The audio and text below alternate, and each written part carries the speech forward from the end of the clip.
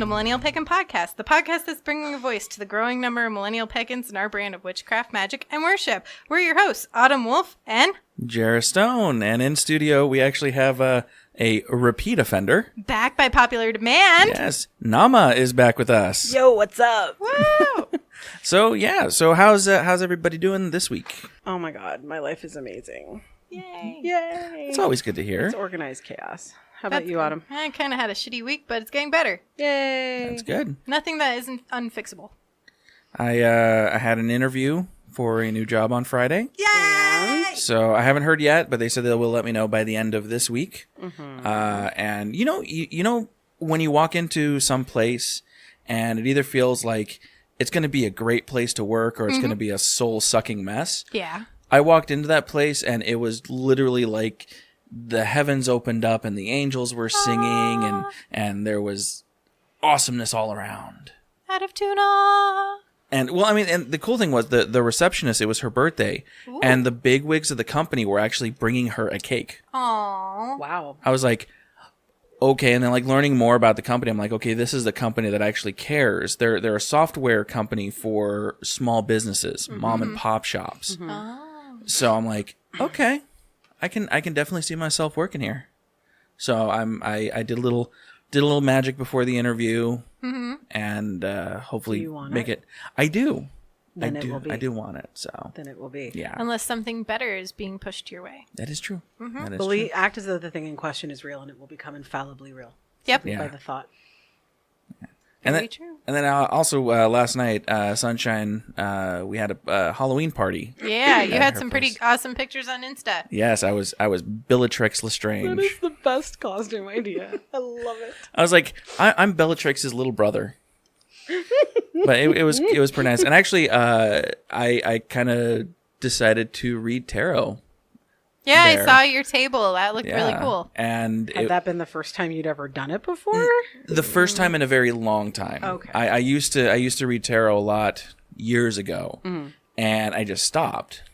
And last night was kind of an opportunity. Sunshine was like, "Do you want to read tarot? I'm not going to force you to do it, but we're going to have a little table because it was kind of Alice in Wonderland themed, Wonderland themed. So it was Caterpillar's Cozy Corner, and we had a couple of hookahs set up. Oh, fun. And I miss hookah. I bought a nice hookah for it too. So None of them are in this room. Usually his hookahs are in this room, so Yeah. I'm like, there's none in the room to just point at. there's one. It's back there. It's my Oh, ancient one. Yeah, I see see. it. Yeah. I see But it. the other two are still over at Sunshine. So How did it feel to read tarot after a long break? it definitely opened up. It opened me up a little bit more. I didn't feel very what's the word? Very confident at first. But after doing a couple of readings, I kind of really got into the flow of it. And I kind of read a little bit different than book tarot readers. I should freaking hope so. Yeah. Who wants somebody who reads straight out of a book? And then they're like, what does that card mean? I don't know. Let me flip to that page. Yeah, no, I like because I started just laying cards out and let the cards tell me a story. And Yep. a lot of people were like, did you talk to somebody before this? I was like, no. I'm like, okay, so I'm actually thinking that's going to be a route that I'm going to start taking a little bit more seriously. What kind of deck is it? It was a Rider-Waite deck. Yay. Rider-Waite is my, homeboy. I had Rider-Waite for 19 years. Do you want? I had a book gifted to me by Christina that I have not touched yet. That's about tarot. Would you like to borrow it or have it? It's It's a card a day. So No. just I have a little book. Okay. It's literally this is huge. Yeah, this is like the beginner's guide to tarot. And it just has basic meanings behind every card and minor history behind it, a couple of spreads. But I kind of feel that as the night progressed, I felt a lot more in tune with what was coming from the brain to the mouth, just letting it fall out. Yeah. So I think that's kind of a little bit more what I need to do Okay. with it. Yeah, So. I'm just offering because I have it. Oh, It's yeah. sitting on a desk or a shelf. Anyway, I actually had something very eerily witchy happen to me as well this week. Tell. Want to know. I read my horoscope religiously every morning that I go to work as a way to try and wake up my brain. Like, forcing myself to read something on my screen wakes me up enough that I can actually go about the rest of my morning. It kind of gets the eyes working and stuff. So I was reading my horoscope on Thursday. And Thursday I also had basic intro to being a security guard training. Ugh. The state of Arizona likes us to spend 8 hours of every 2 years and $72 of our own personal funds to maintain our jobs. It's nice. Polite. Really great. And my horoscope for that day was reading about you're going to have a lot to think about your future and your current trajectory. Mars is in your blood, and blah, blah, blah, blah. And I'm like, okay, yeah, sure, I'm going to training. I'm not going to think about anything. I'm going to be zoned out all day. What's your sign? I'm an Aquarius. Okay. Yep. Yeah. So I'm sitting in this training class, and the first trainer who walks in is essentially a higher up guard for the company. And he comes in and he's like, I'm going to start your class. I'm going to go over these few things, and we're going to have fun. It's going to be great. And then I'm going to go, and then somebody else is going to take over your class. Yes, I'm flying. I'm doing hand flying She's motions. flapping her hands. It's really cute. And so he starts the class off, and I realize that this specific class is the intro class that I had in the state of the state of Georgia, where they don't have any state requirements as far as to be a security guard. And the company itself, well, you have to be a certain age, you have to have a driver's license, you can't be a felon. She gives me this face like they don't make you do anything.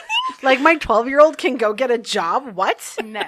I don't want him as a security guard. He doesn't observe and report. No, or deter, he talks and talks and talks and doesn't deter anything. Anyway, go on. I have a statistic for you, actually. 97% of crimes that you don't know happen, you deterred. Or you deter 97% of crimes that...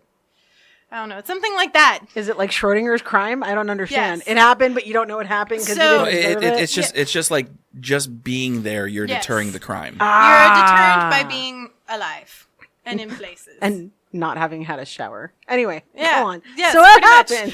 So I'm sitting there. This guy's having a blast. He's teaching it exactly the way that I was taught it in Atlanta, where they require you to go for 5 days of unpaid training where somebody talks to you. And I sit there and I go... Criminal Justice 101. Thank you. So he's doing it again. He's having a great time. I'm amused with myself, and the little new hires are all like drooling like, oh, this is great. And then other dude comes in and he pulls up the PowerPoints that I'm like, oh no, it's the same PowerPoint I've seen a billion times. It's company stuff. And what do I usually call it? Not big data, but buzzword bingo. Yeah. Buzzword bingo. Buzzword bingo. What's the buzzword for your company? Pick one. You have one. I'm sure you do. Oh, God. So it's buzzword bingo. If you had a bingo sheet of all the buzzwords from your company, I would have won. I believe you. Yes. So he's going through the PowerPoints. The problem is that he's skipping like 5 PowerPoints, stopping on one, going, write that down. That's part of the test. And then starts going through them again. And I'm like, how about we talk about active shooters? How about we talk about all this important stuff that gives you kind of a company culture and a basic understanding of what the hell you're signing up for if you're a new hire? No? Okay. And what annoyed me was he would stop at this on this slide, tell us to write it down. He wouldn't even read what we're writing down out loud. Wow. I would turn to look at him when everyone's done, and he's looking at his phone. Uh-huh. I'm sure you felt secure. Oh, I was flames coming out of my eyes, because that's kind of the moment when I remembered the first time I went through this training in Atlanta that I went, I would love to have that job. Love it. I love teaching. I love everything about teaching. I actually really love private security. I know some people think I'm crazy about that, but I actually really do. I love the private sector of security. It's just fascinating to me. It's a great thing that we have that companies do. And anyway, so I'm watching this kid just literally phone in this thing that I would be like having a blast doing, and people would have fun watching me be a nerd and nerding out about this. Mm-hmm. And I was very grumpy. And then when I got home, I went, oh, that's what my horoscope was about. I need to go that direction and not the other direction that I was thinking I was going. So now I get to have that conversation with my boss of, so how do I become a trainer? That's so funny. That was all of me last week and the week before.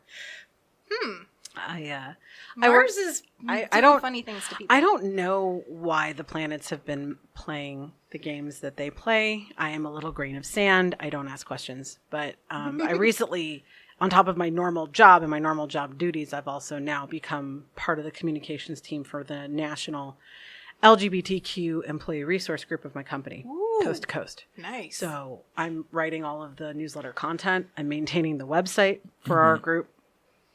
And anytime there's an invitation, a flyer, any kind of communication, I'm writing that as well. And it's madness to me because it was something I bitched about a year ago to my fiance when I first met him. And I'm like, I just want to work from home full time. And I just want to write for a living and have fun and be creative. And then I just went back to my like regularly scheduled program and didn't think much of it. And now I'm actually being transitioned towards that because now I work from home 3 days a week. And I'm going this direction. They're paying to fly me out to Hotlanta at the end of the month for a 1-day turnaround for a big meeting that we're having for 2019 to plan out every single event and all of the LGBTQ initiatives and on and on. And I've never been paid to fly for work before, to travel for work. So it's like huge deal for me. Wow. That's so exciting. It is exciting. It's so green. Super green. Atlanta. Nobody calls it Hotlanta. It's just green. It's called green. No, it's green there when you get there. It's very, as in there's rain there. As in there's trees. As in it's the opposite of Arizona. Yes. Oh. Well, I was thinking it was like a Fifth Element reference. Never mind. Anyway. No. At least you took it that way and not tried to been like, oh, you mean they're environmentally friendly now? I didn't think that they would be. No. I've heard things, Yeah. but I'm And excited. stuff. Yeah. You should be excited, though. I'm a little sad you only get to go 1 day for 1 day, so I can't be like, go to the world of Coke. Yeah, but I hate Coke. I'm a Pepsi person. Yeah, I know. Go ahead. Give me the face. I love Pepsi. If I ever drink soda at all, it's going to be Pepsi. Or Cactus Cooler because it's a leftover from Cali. Yes. Oh, Cactus Cooler's my good. Cactus Cooler. It is my favorite. It's, for those of you that don't know, it's an orange pineapple soda. Okay, well, whatever. It's like people with went over the Faygo. head. Like, you don't always get it. It's citrus. It's really good. It's orange pineapple. It's just it tastes the bomb.com. It tastes like what the water from a cactus should taste like. As opposed to a mouthful of ow. Exactly. It's refreshing. It is. It's extreme. Well, more refreshing than Coca-Cola. Jesus Christ. Yeah. Ugh. No. All soda is Coke. Well, at least you're not trying the Beverly soda from the world of Coke. What is Beverly soda? It is the worst tasting soda on the place. Wait, it's actually called Beverly? It's actually called Beverly. Oh. If you go to any world of Coke and they do like the little tasting samples, if you get Beverly, drink that one last. Because God. it will either drink it last because it'll be the one thing you want to spit out your mouth really quick, or I've had boyfriends like that. Go on. or drink it first so that way the rest of everything covers the taste. Jeez. Is it like the soda that they make from the machines after they've cleaned out the Coke machine? Surprisingly, no. I guess it's Can you imagine? It's runoff soda. Oh, mystery soda. That's what Shasta is. Yeah? Did you know that? No. Shasta is what you get from the soda factory after they make Faygo. Okay. I learned that from a Michigander. I don't drink that stuff. Anyway, You're not what missing what much. is But this it's- Beverly beverage? So there's no way to really explain it. It's just really, really big in India. In India. In India. Of every country from on what Earth. I remember.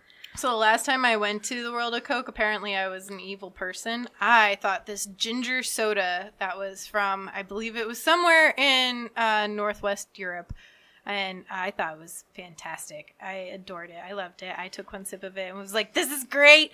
And my mother-in-law and sister are like, really? I'm like, yeah, I think it's great. And then there was these tourists who came up behind them, and all of them took a swig at the same time. And these tourists literally thought I was the biggest jerk on the planet. They were like, you are lying. Why would you do that? My sister's just like, you are diabolical. Now I understand everything. Oh, that's and funny. I was just like, I didn't understand. People were telling me it was disgusting. And I was like, I think it's great. More for me. So to be clear, I just Googled it, and Yeah. the Beverly soda was manufactured as a non-alcoholic, French word, aperitif, that was produced by the Coca-Cola Company for the Italian market. Introduced, I was wondering, like, India, they got their own stuff. Yeah, no. Introduced in 1969. Guess what flavor it is? Just guess. Pick a shitty flavor. Saffron. Ooh, good guess. No. Saffron is delicious in Saffron food. soda? Not Ew. soda, yeah. That's like yogurt soda. I'm not going to go that way. No, that's a thing. It's a Middle Eastern thing. Okay. And by like everyone but me drinks that. It's bitter citrus flavor. Bitter citrus. Bitter citrus. Yeah. Blech. So It's like horrible. the rinds. Okay. That's what I want to be drinking. Boy. Now, if you take the peels and you soak them in vodka and then mix them with simple syrup, you get limoncello. That's true. Or if you take the rinds and you soak them in oil, you get citrus oil. There we go. That's helpful. Oh, hey, guess what? So after we are done bullshitting our way through half of this episode, Nahama's actually here for a reason. We're not just going to talk about bullshit. I am? I didn't know that. Yeah. So, you reminded me. We have a small corrections corner. We're keeping that in. Oh, yeah. Nama totally just I snorted. did not. Okay, maybe a little. So it's kind of a corrections corner, kind of a clarification corner. It's a little bit of information for those of you who don't use oils. So we talked about last time Nama was here about some 100% essential peppermint oil and using it with infants on their feet and having their pulling out their binky and having their breath smell like peppermint. Something very important for those of you who heard that and had no idea. Actually, please do not use essential oils on babies younger than 3 months old. Older than that, you should probably still talk to your pediatrician. And don't use 100% essential oils of any kind on your skin directly. Always use a carrier oil. What's a carrier oil? A carrier oil is going to be any oil that is a neutral oil, aka almond or olive or coconut, or for some people, grapeseed. I actually had a massage therapist in the mid to late 90s do a test on my skin. She's my godmother's sister. And she held my arm out and she put 4 different strips of the oil on my skin, on my arm, and just rubbed them each in. And whichever one went in the fastest was my carrier oil. For example, I can't do olive. It just sits on my skin. Coconut takes a lot longer to absorb. For me, almond is my oil. Everyone's a little bit different. It really is the cellular makeup of your skin. But please, for God's sakes, people, check with your damn doctor. Honestly, Yeah. we are not authorities on shit. And even just as less authority or maybe a little bit more knowledgeable, there are plenty of books and internet on how to use and how to mix your oils for different uses, different levels. But don't put 100% peppermint oil on your skin. You will burn your skin. Don't put 100% anything, really. You can burn your skin. I think the only real exception, and this is in very small quantities, is tea tree oil as a spot treatment for acne. And that, I mean, tiny, itty bitty, smaller than a pea. Like half a drop. Yeah. After your dermatologist said go. Yeah. Yes, and make sure that you test it beforehand, because if you put it on an open wound, like a pimple, if you have a reaction to it, it will make the healing. Yeah, it's going to take the healing a lot longer. But there are also already pre-mixes for that of tea tree and other things. Oh yeah, even CBD oil that's sold anywhere in the country Is mixed with coconut. Coconut is the carrier oil.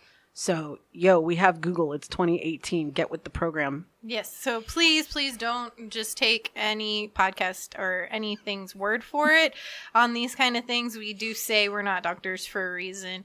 But yes, I think that's a good basic knowledge. And I'd say basic, underline basic. If you are interested in oils, please do more research than just us. Interesting segue. Speaking of herbal books. Oh, My godmother, who I love to pieces, who has lovingly agreed to be the facilitator of my wedding ceremony next May. May the 4th is our wedding day. Oh, score. Yeah, I'm doing a happy dance right now. So my godmother, she's the reason that I got and stayed in Judaism, because my parents were not the Jewish type. They were Jewish by food and politics. But my godmother, who I love to pieces, is one of those people who, like, when we were little and we had to go to a birthday party and she would buy a gift for the birthday kid on behalf of us, whoever that was, it was always a book. That was her deal. Like, kids get books, period. That's always the gift that you give. She didn't buy toys. She didn't buy dress up anything. She might occasionally buy a Barbie, but everything else was books. So I got into that habit from her. Going to the library was her thing. It became my thing. I became obsessed. I became a bibliophile. So fast forward now to 2 weeks ago.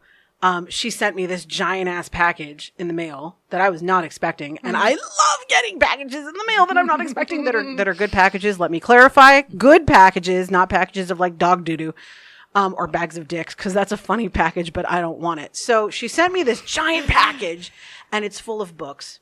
And it's all these variety of books. Some of them are Kabbalah books. Some of them are how to practice keeping Shabbat. All of them are from the 60s and 70s. And the art is like super like Technicolor rainbow. It's like ultra tacky. It's like you think some guy in a leisure suit is going to jump out of the book. It's really funny. But two of the books that struck me the most interesting, one of them is a huge, what do you call those art books that have like it's like a photocopy of an original scroll? Like I can't, it's like a lithograph. Is that what it is? Yeah, lithograph. Okay. So it's like this giant book. I want to say, y'all can't see my hands, can you? No.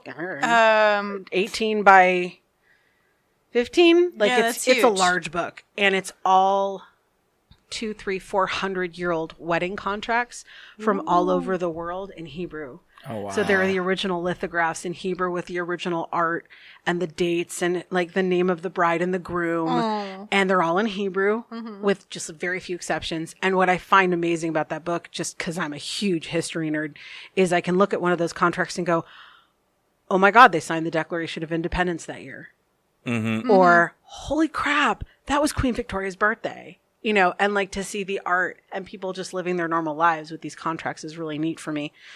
But the other book that she sent that I found fabulous was a book on how to use herbs in your home. Ooh.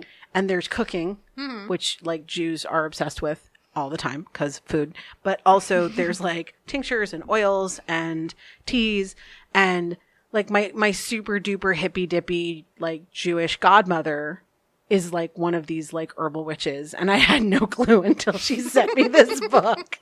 And I really should have known because, as you can tell, I have a very nice complexion. Like my complexion does not suck. And the reason for that is that when I was like 5 or 6 years old and I went running down the hill in our neighborhood with all the kids in my pretty princess dress and my brand new slippery shoes and went face first down the street like a skidding tire. And my face ended up like road rash. At 6, she picked me up and took me to her house and slapped aloe all over my face. And that's why I have this complexion. Yay, no scars. But like I never put 2 and 2 together. Like, oh, she's an herbal witch. Well, damn. Oops. So I got a question. I may have an answer. Okay, so since you're getting married on May the 4th, can I come dressed as Darth Vader? If you want to pay for a plane ticket and a hotel room, hell yeah, you can come. Did I mention we're getting married at a haunted Victorian hotel? No. I didn't even know you weren't getting married here. No. So backstory, very, very short. Destination wedding. Oh my God. It wasn't even meant to be that way, but I guess obviously it was meant to be that way. His mom, who is a saint and a beautiful soul, and I love their family, and they're kind and wonderful and amazing, and they are Christ-like, not just Catholic. His mom is afraid to fly. She has the claustrophobia where, you know, the small space, and she has the fear of the planes and the whole shebang. So she'd rather drive everywhere. No, yeah. They would rather drive from Michigan to Florida where grandma lives than have to get on a plane. My mom, who is also dying, and also very ill and can't fly, I didn't want to try to make them navigate driving all the way to Phoenix. Like, that's stupid. So we pulled up a map of the U.S. and looked at what state was in the middle, and that was Oklahoma. And no offense, Oklahoma, I ain't getting married in you.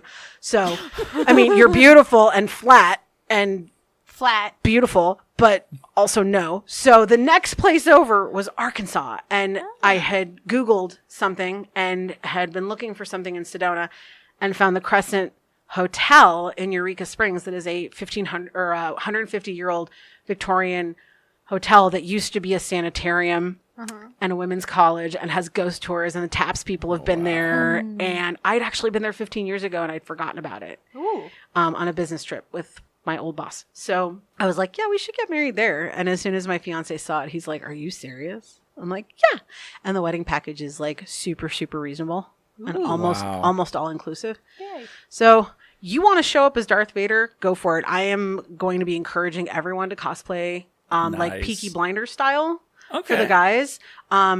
Like Anne of Green Gables, Mary Poppins for the ladies, and big old fuck off hats with feathers and shit in them, and like walking canes and top hats, and like it's a Victorian hotel. We're getting married on the lawn, like might as well, right? Tea time. And I am not gonna lie. I also did tell everyone they can wear their house colors. So I have several Slytherin sisters who are gonna be in green.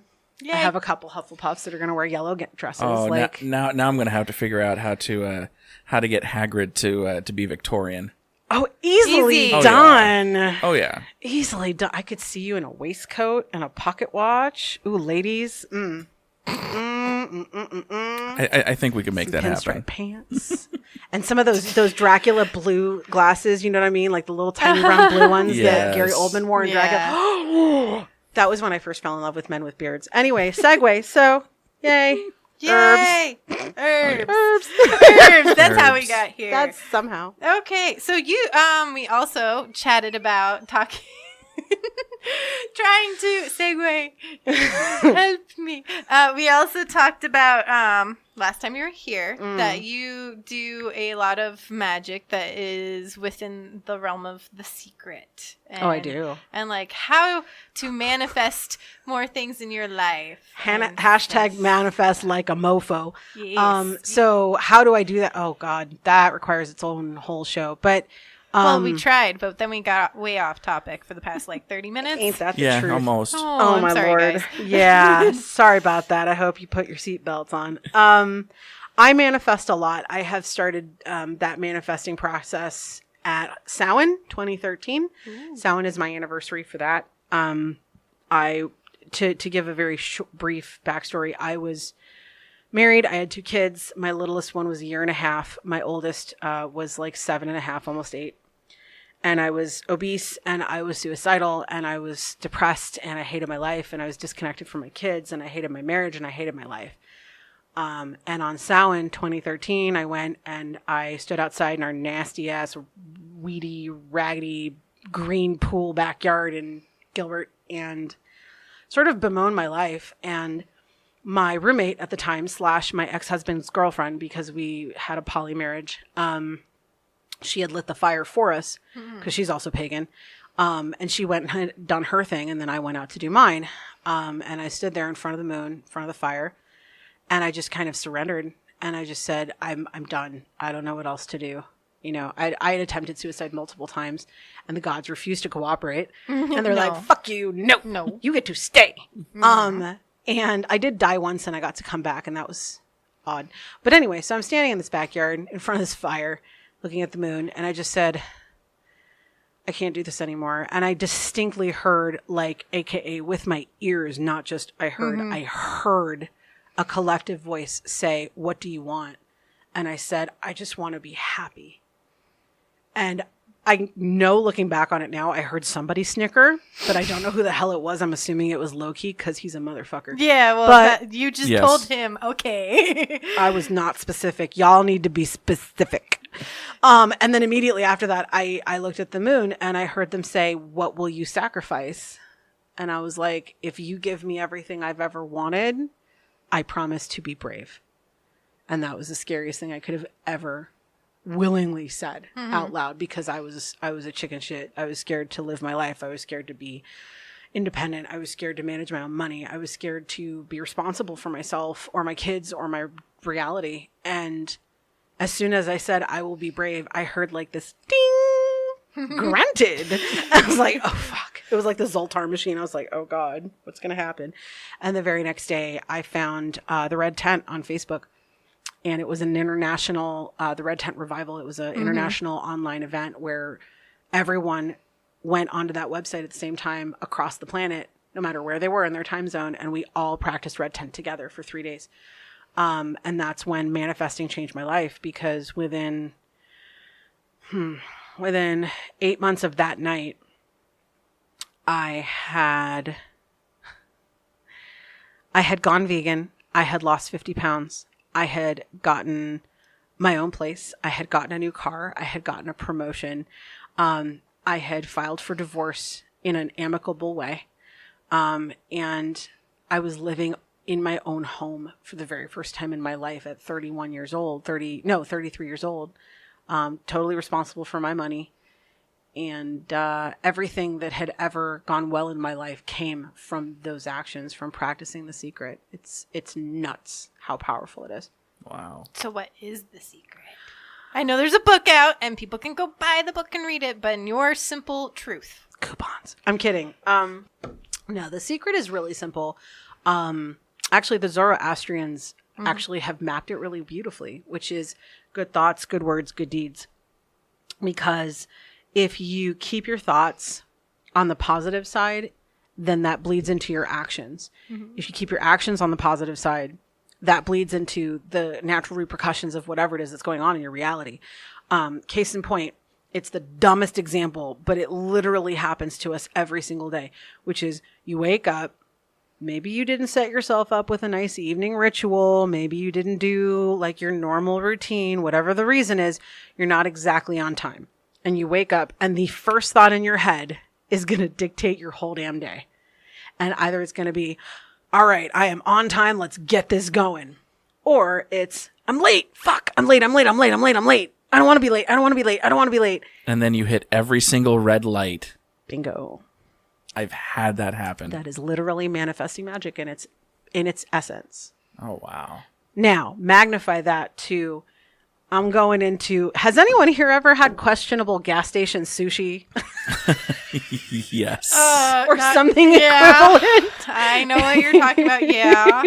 You go into a restaurant and you just, the minute you walk in, you take a whiff of the air and your stomach goes, fuck no! And you go and you eat anyway.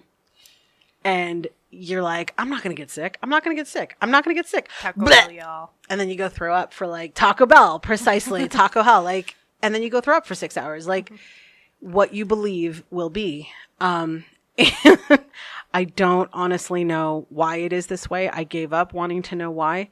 But yeah, that's the secret, is what you believe and what you think happens.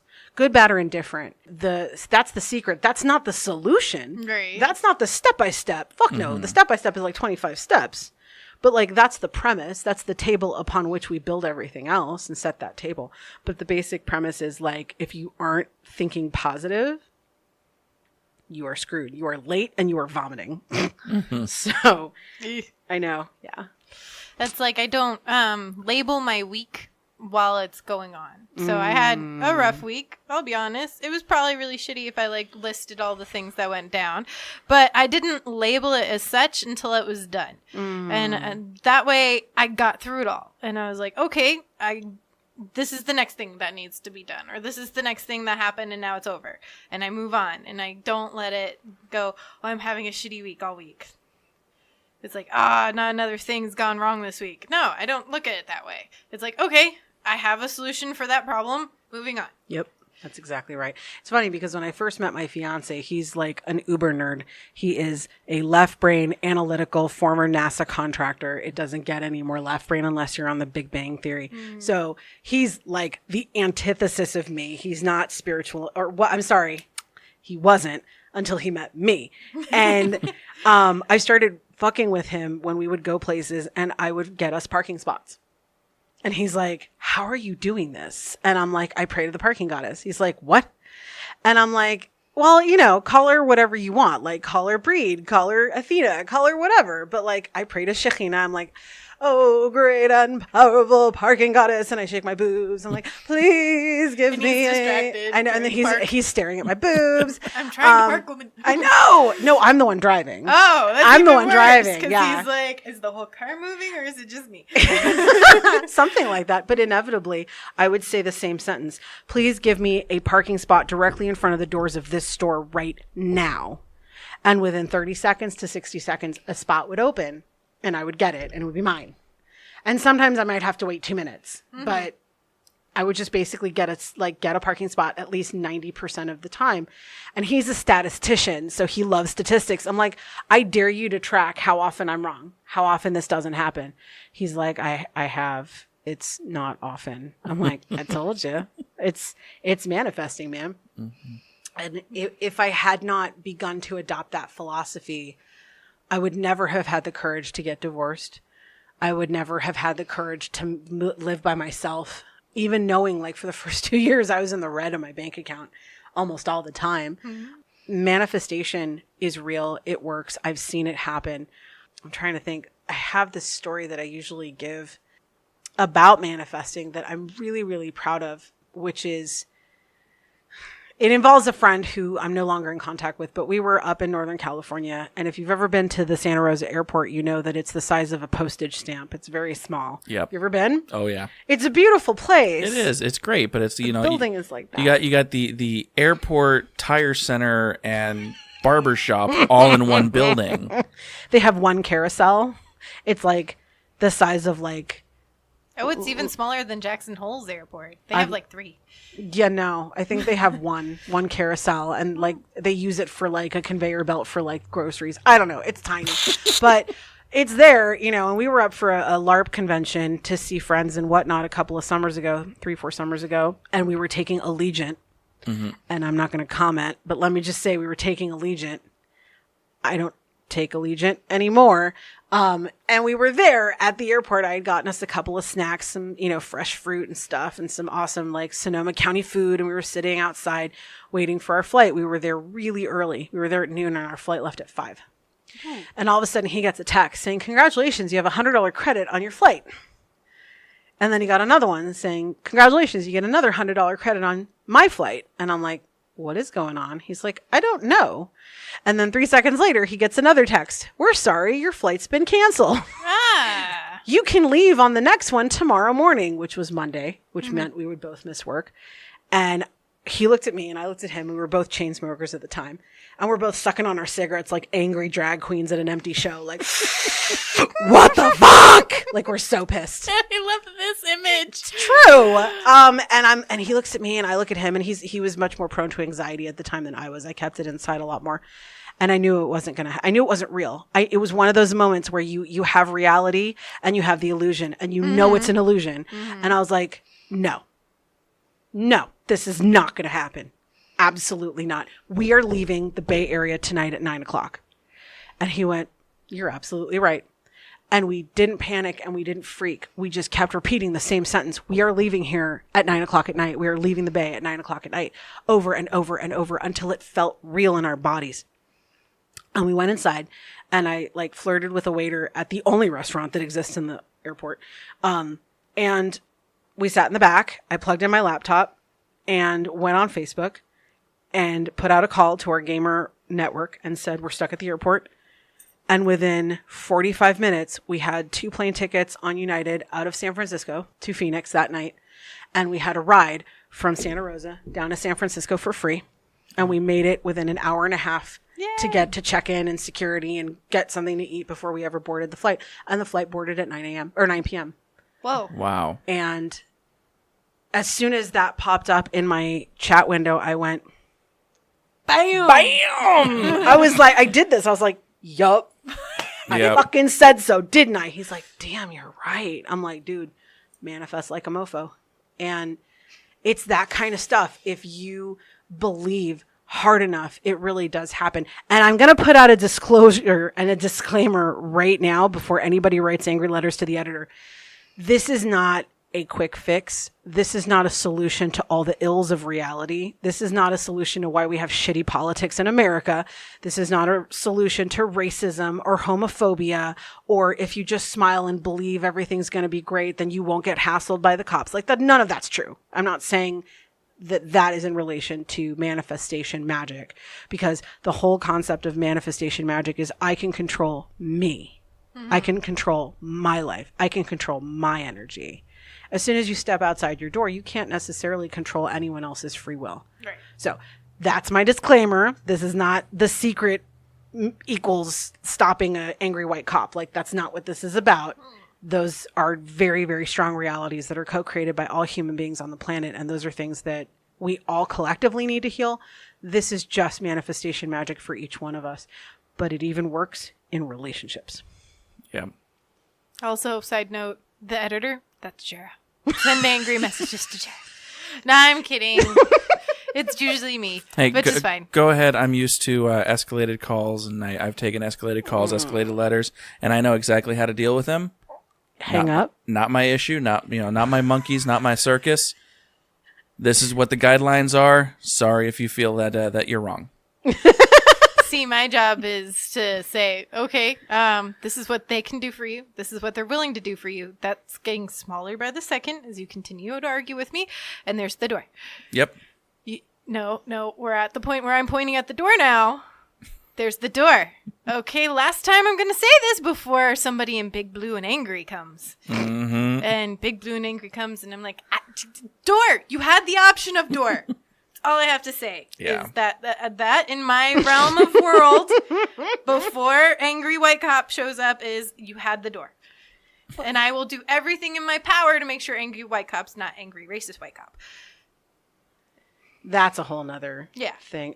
It seems, and what both of you are talking about is this very common tendency these days of people wanting to be angry for the sake of being angry, and being aggressive towards others as a last resort for an inability to express what's going on with them. Yes. Yeah. And wanting to take that out on another party because they were never gifted those tools of self-expression. Which I've had that so many times trying to break up a fight where I'm like, please talk to me. I cannot help you until you talk to me. Yeah. And as soon as the rage is engaged, like Yep. the words evaporate. Yep. And it's just not, it's not reasonable. It's not a thing that can happen. And Yep. it's funny, the more that I use manifestation magic, secret magic, the less I am impacted by things like rage and anger. Yeah. It goes away. I agree.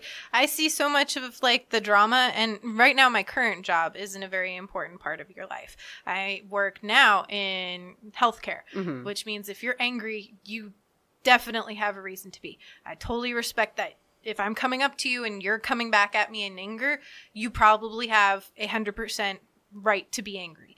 Before I worked in retail.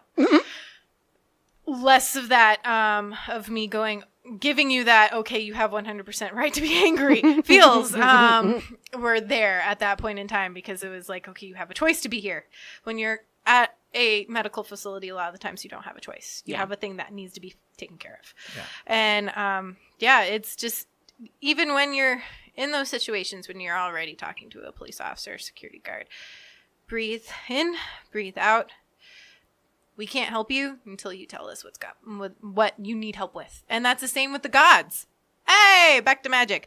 They can't help you if they don't know why you need help. Well, and that's one of the difficulties that comes back around to using manifestation magic is gods help you if you open your mouth and ask for something and you don't know exactly what you're asking for. Yeah. If you just say, perfect example, I want a new car. I want a brand new car. I want a convertible. I want a red convertible, and I want it to be brand new. You'll end up getting a Matchbox Hot Wheels car for your birthday because you weren't fucking specific. And because you were just in that moment of wanting something. So, you want that hot guy, you want that hot girl, you want that relationship. You're not being specific. The gods are going to laugh at you. And you're going to get exactly what you asked for. Because I've had a spell like that backfire in my face where I was like, what I wanted was a relationship. What I was asking for was, in that moment, hot passion. Woo, let's do it. Romps in the dirt. Romp in the dirt happened, and you know what else happened? Nothing. I was going to say probably ticks, but No. sand mites. No. Sandburns. Yeah, luckily it was on a mattress. Oh, see, there you go. Yeah. That's better. It was still a romp, but it was cleaner. I find that any person who is using magic and using words for magic, I was actually talking about this in the car yesterday when I was practicing my Hespoditus. Hespoditus is a Greek word meaning prayer to your deity in your own language versus like the traditional Greek, the traditional Hebrew, the traditional Gallic, whatever. So Hespoditus is something anybody can do because they're just speaking their own tongue.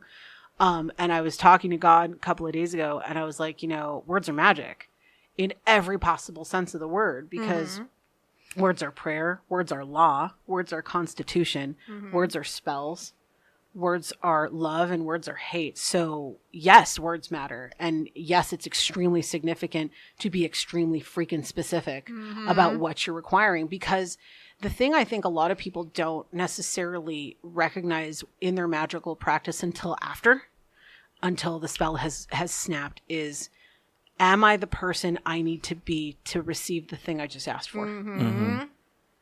Because I'm a living example. I was not ready to get all the shit I asked for in 2013. I had to be broken and forged anew, a la Odin.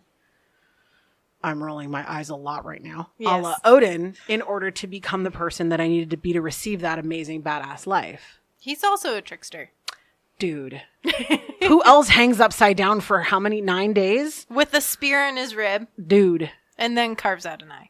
I don't. Yeah. No. Hangs out with wolves and ravens. Probably a trickster.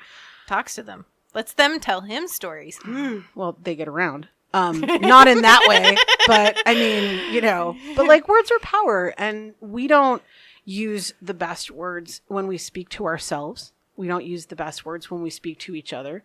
We don't use the best words when we plead to the gods. And it's very hard, I think, nowadays, because we don't, as a pagan community, we don't have a bunch of elders that are hanging out in an elder house waiting for a line of people to come in and ask questions. That's what we would love to have. We don't have that. We have Google. And Google is never wrong.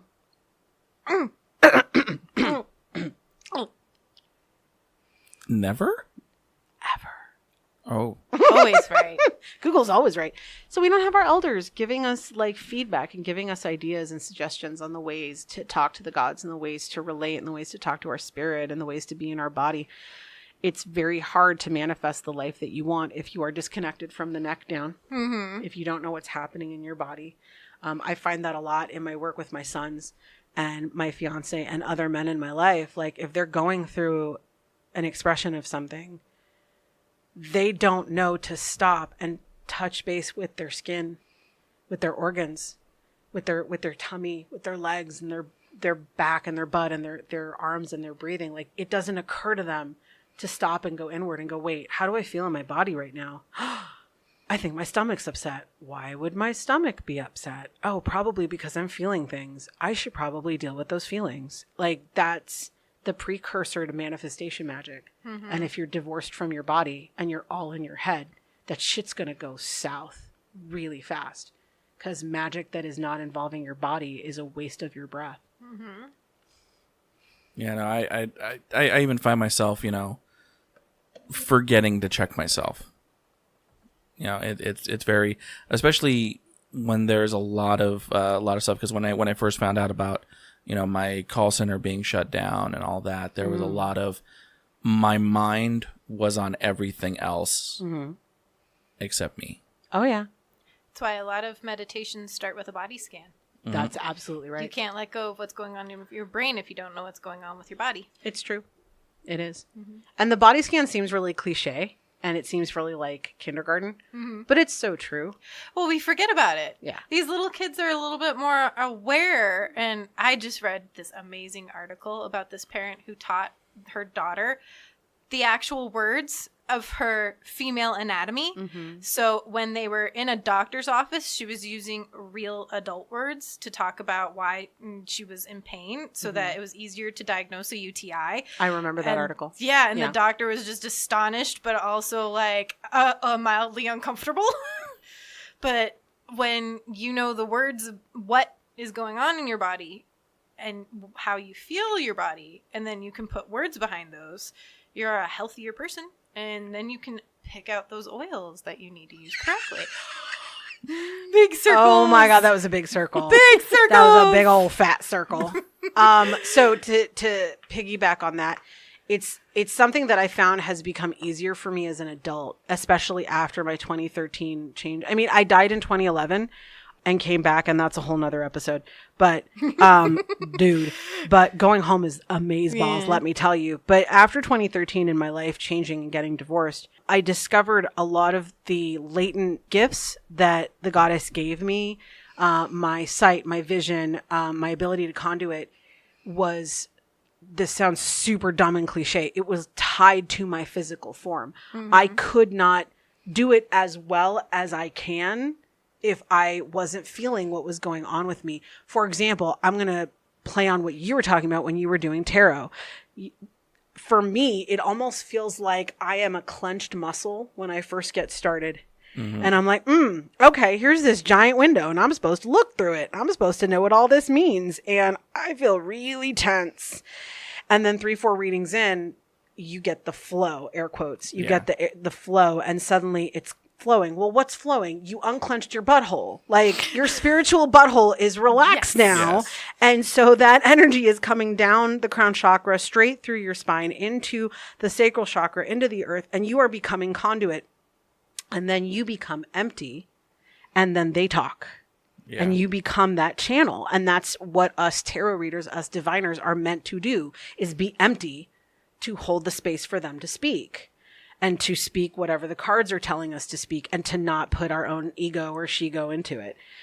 But I didn't get that till after my 2013 apostrophe, because, you know, I didn't recognize how much garbage I was holding in my body, in my gut, in my, you know, physically and emotionally and mentally. Like, I was divorced from my body. I had no libido when I got divorced. And your sex drive is deeply connected to your capacity to work magic.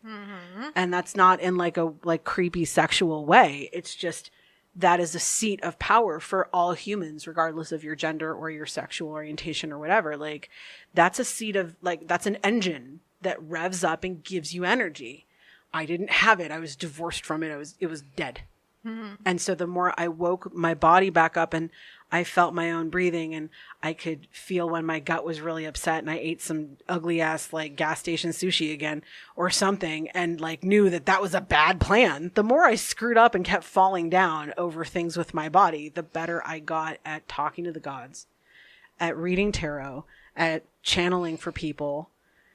But you have to be able to get into the self and to be in your skin. And that's hard for people, because especially I find for men, it's hard for them to allow themselves permission to be physical in a soft, non-violent, non-aggressive way, to be physical in the body. What do you think, Jera? No, that's definitely true, because I mean, it's kind of indoctrinated into us from, you know, history classes, from our own genetics. You know, we're the brutes, we're the protectors, we're the ones that fight for whatever we want. Yeah. And we're looking after everything else rather than ourselves. Yep.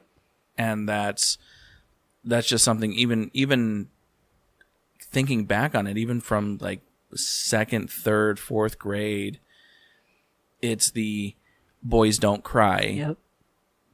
Boys don't worry about themselves. They worry about whoever else is there with. So, yeah, I mean, that is a big issue. Do you find that impacts your capacity to work really strong magic? At times, yes. You know, there's times where I do feel like if I'm not thinking about myself, my magic is not all there. If I think about myself, if I'm thinking about what's here, what's inside, mountains move. Oh yeah. Oh, yeah. And I mean, I think that's kind of what, I mean, recently with this whole closure, I mean, I really started thinking about myself. I started thinking about, what am I going through? What do I need? And then all of a sudden, boom, a day comes where they say, hey, we're closing down this site. I've been looking for an excuse to get a new job. And somebody's forcing you now. And yeah, how and coincidental. Not. No. Yeah, no. That's where we say in my house, we say thoughts become things. Yeah. And the more you feel, I found that like depression and anxiety for me, just me people, just me, depression, anxiety for me had to do with me being divorced from my body, hating my body, thinking I was the wrong size, I was the wrong shape, I was the wrong weight, I had the wrong face, the wrong hair, the wrong this, the wrong that, and hating this vessel. And the more that I hated my vessel, like, the shittier my life got. And it cracks me up because it's funny, because when I went to Kohenet, the Kohenet Hebrew Priestess Institute in Connecticut this past summer, one of the 13 pathways of the goddess that we talked about was the shrine keeper priestess. And the shrine keeper priestess keeps the shrine. I know, shocking. So we were directed to associate the shrine keeper priestess with us and to direct our thinking that the shrine is us, which was like revolutionary. I'm 37 and the thought never occurred to me. Like, I'm a shrine? What the hell? Turns out there's multiple kinds of altars to build. And one of them is a shrine. It's an altar space where you enter and you are enveloped. For example, y'all can't see it, but this room that we're in recording this message, because words are magic, we are literally crafting a co-created 3-part spell in this space. This is a shrine. We've even got curtains, for Christ's sake. Like, it's like all shrine-like and like the Holy of Holies. Like, it's got its decorative, components that inspire the mind and the spirit to conjure ideas. Like, this is a shrine. And when I stopped and went, oh, fuck, my body is a shrine, I went, oh man, my shrine isn't like tore up. I need to fix this. Oh my God, what did I do? And it's shifted everything for me, making my body into shrine. Because then now I have to say no to all kinds of yummy food. Oh, I know. Well, I mean, if bodies are a shrine, then my shrine is to Buddha. Ooh. There you go. All right. He got it. No, that struck a chord with me. The more that I hated my body, the less that I cared about what was going around me and what people were doing to me. Isn't that amazing? I allowed people to take advantage of me, and I allowed drama to be around me and surround my life. I cared about things that now I'm like, who cares? Like, if somebody came up to me with the same kind of drama that I would have put so much energy into then, I would have been like, I'm just going to divorce from it. I'm going to move away from it, make sure it's out of my space, and walk off that bridge and leave it. It's somebody else's bridge. It's not mine to deal with. And the more that I'm like, I look at myself today, yes, I am a heavier person than I was then. Yes, I want to go back and smack that girl and tell her you're not fat. And I have this amazing family. So say we all. I have this amazing family now here in Arizona that will tell me different body parts in positive ways, like, oh, well, your butt does look nice, or your thighs look good in those jeans, or when you sit with good posture, you make this look better, but also your face sits better and you smile prettier and things like that. And those kind of comments I wasn't used to. Growing up, there was more teasing in my house about bodies and more negativity. Oh, yeah.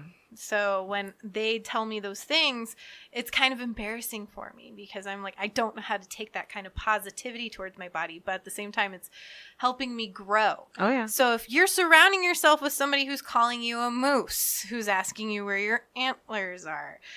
Unless you have a moose fetish, in which case we're not judging, but that's not the reference. Wear your antlers proud.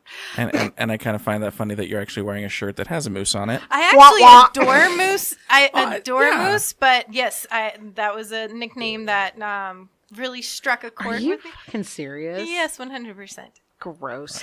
Not from who you're thinking, though. From a different male member. Okay. Anyway, but like, people would say things like, oh, you have a large posterior, not for your race. And I would be like, and like those kind of negative comments that are meant to be taken lightly when you're 18, 19, 16, 15, a female of young age with low self-esteem, because that is just how your hormones work right now.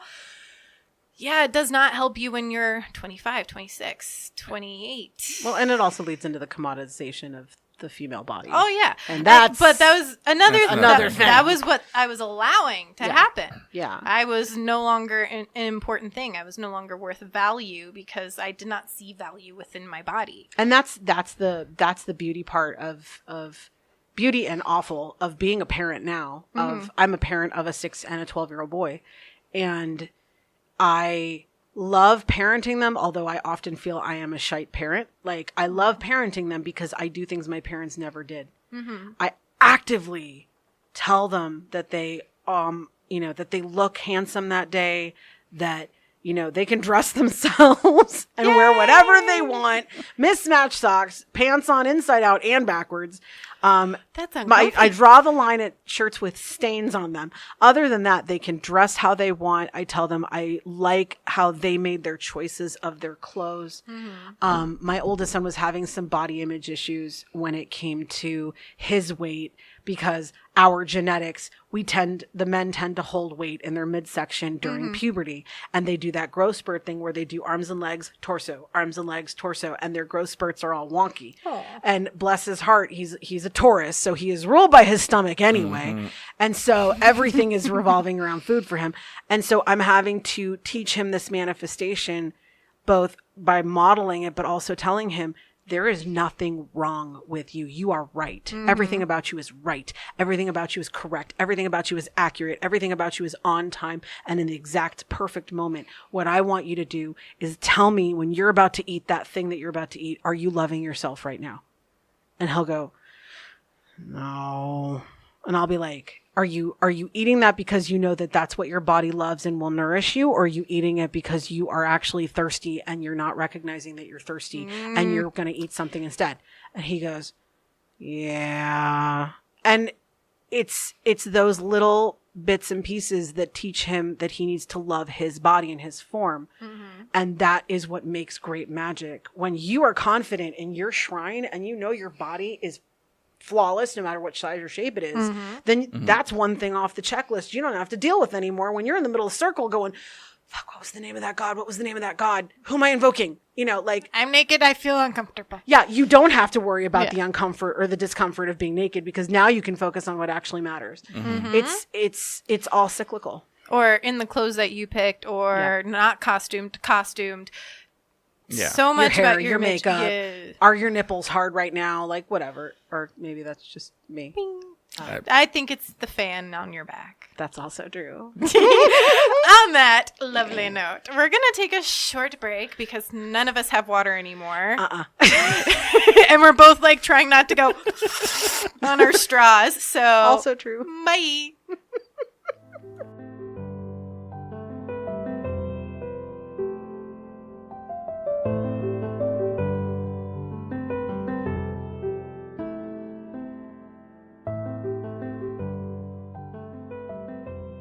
All right, we are back after a very long first half of the podcast. We have determined that this will just be a double long episode. Yeah. Happy Samhain. Happy Samhain.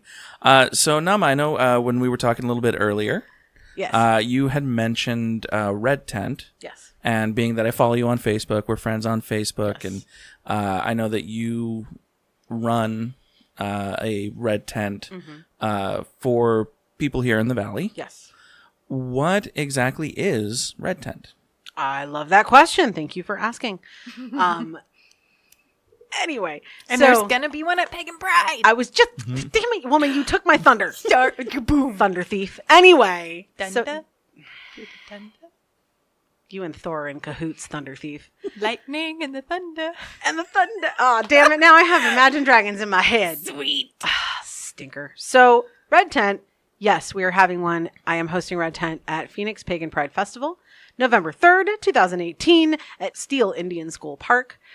Please come. If you identify as a woman, you are welcome. Again, if you identify as a woman, you are welcome. Period.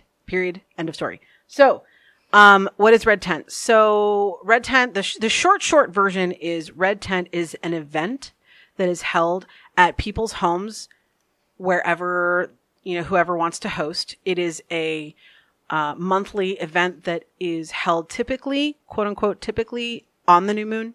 There are red tents that are held on the full moon. There are red tents that are held whenever the hell somebody has a free night. But typically, quote unquote, traditionally, women will host red tent on the new moon.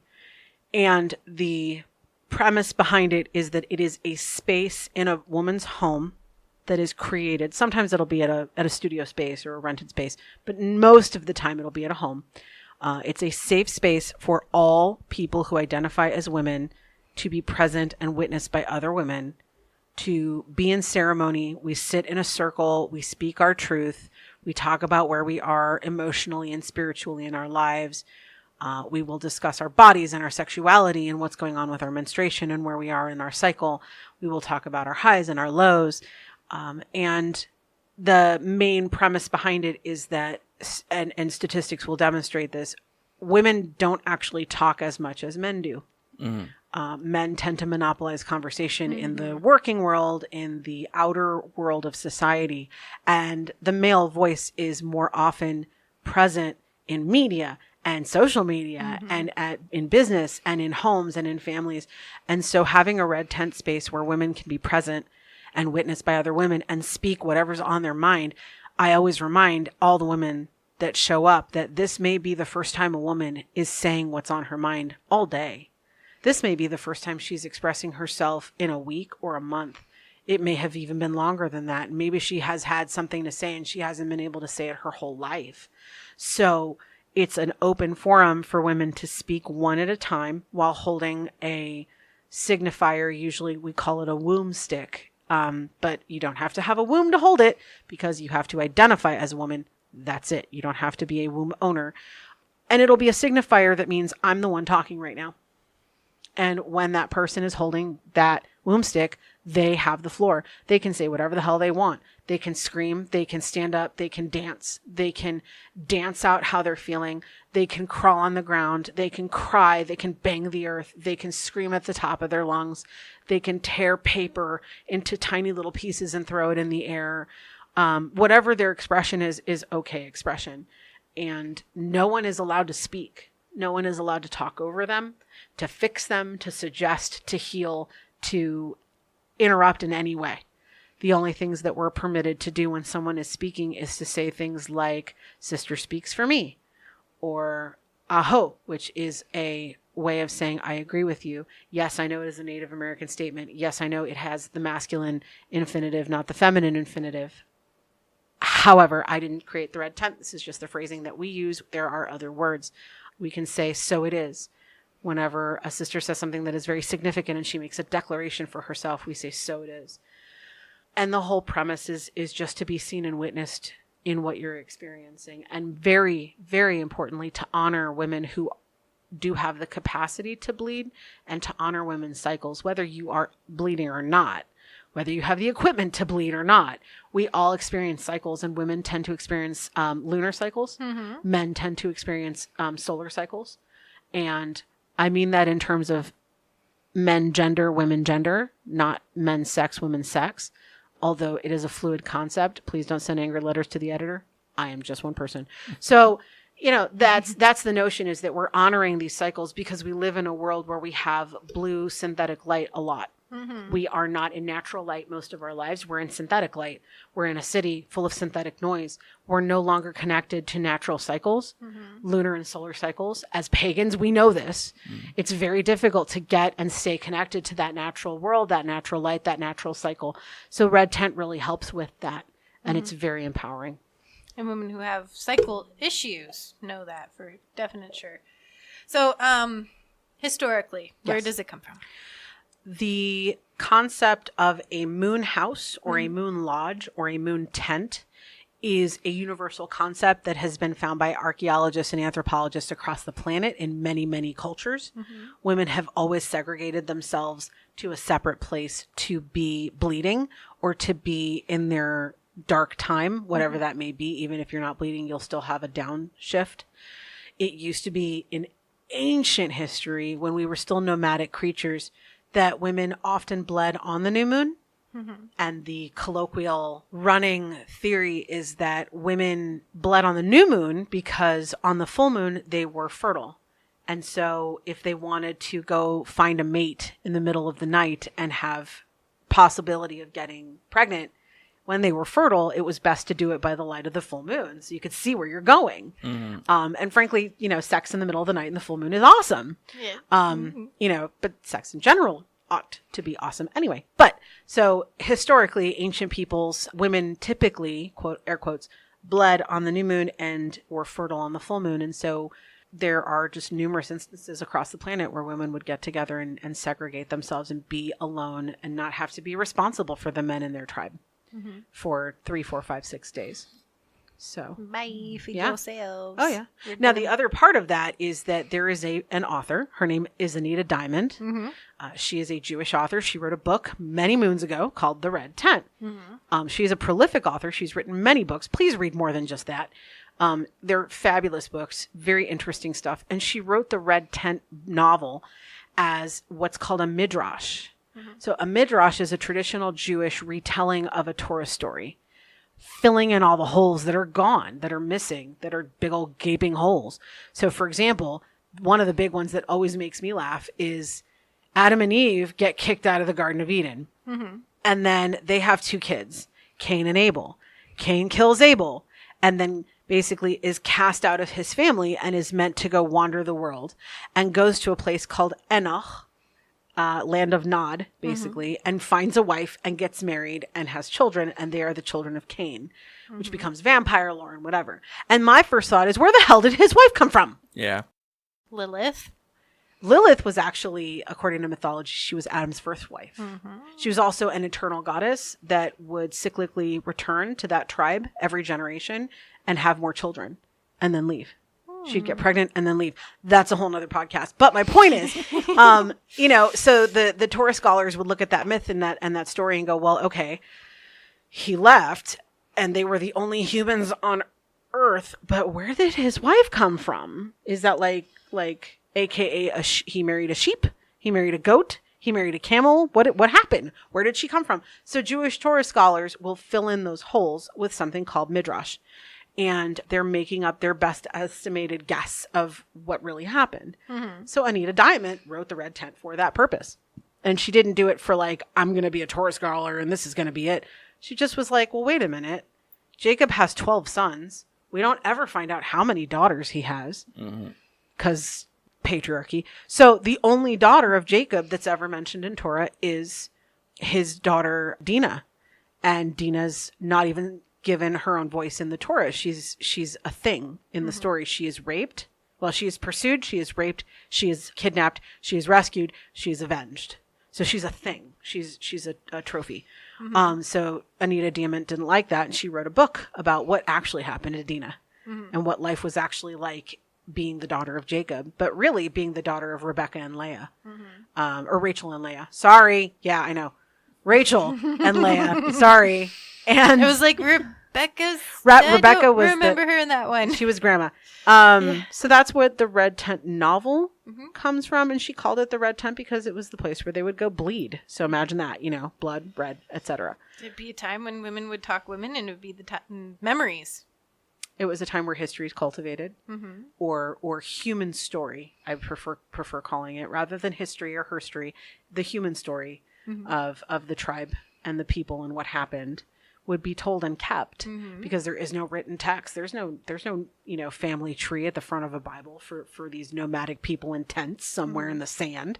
So, the human story would be told and retold and crafted into memory. And also there is this notion in Red Tent space, whether it is a traditional Jewish Red Tent, which I have hosted and been part of, or whether it's a non-denominational Red Tent that my awesome friend Kelsey will host, or whether it's any other kind of Moon Lodge event or Sweat Lodge ceremony or whatever, this notion that women have this innate capacity to store memory and that we keep memory really well. We keep it in our mitochondria. We keep it in our cells. And there's certain things that will make us spontaneously cry for no reason. And we just feel like we are deeply tied to that moment, that experience, that emotion, that person, that family, that line. And in Red Tent ceremony, we connect to that power of tethered generations of women before us and the generations of women that will come after. So that's the short version of Red Tent. I love that. It's honestly, as a penis owner, as a man, there's something so. I guess the best term is there's something so scary about women getting together by themselves. Witchcraft. Witchcraft. Well, yeah, and being a male in the craft, I've come a long way in even just the past 5 years, and just being able to see where I've been, being in the Christian realm of things, being in the secular realm of things, and then now being in the Wiccan side of things, and seeing how, the patriarchy has freaking screwed over women time and time again. Imagine that. And it's horrible. And it's like, I know it really doesn't have that much of an effect in the world when I say, I'm sorry that I am a man. I'm sorry for what men did. Don't be. Be better. It totally has an effect in the world. It does. It has an effect in my world. You just said it. It has an effect in the world of every listener who's about to listen to this. Yeah. And it's just, there's it's just so wrong. Especially with the way the world is today. Look at that freaking Cheeto that's in the White House. I'd rather not. No thanks. It's unfortunate, but it's something that is there. It's true. And it is the forefront of what the patriarchy stands for. So talking about the patriarchy and a little bit of that pagan news that I brought up earlier. Is Red Tent a solution for the community of the pagan community's problems with the patriarchy? So yes and no. I would say, firstly, I would steer away from any kind of thinking that there is a silver bullet. That's very much like a Western philosophy, is there has to be an answer. Just one answer, and that's it, and it's the silver bullet, and it's the Marty McFly and the DeLorean at this exact hour. Like, no, there's no silver bullet. We're not all going to solve the problem and suddenly our Polaroid picture comes back through. Like, it doesn't work that way. But I know, I don't really believe, I just know shit because that's what the goddess wants me to know. I know that the Red Tent movement is extremely pivotal for women insofar as it is pivotal for them to know they're not alone. As a woman who's lived with depression, anxiety, and suicide for most of my life, Baruch Hashem, it's not been an issue for me for the last 4 years because of the changes I've made in my life. But for the first 32 years of it, roughly, I lived with it, and it was my demon, and it was my partner, and it was always there on my side. One of the biggest illusions of the depression, anxiety, suicide monster is you're alone.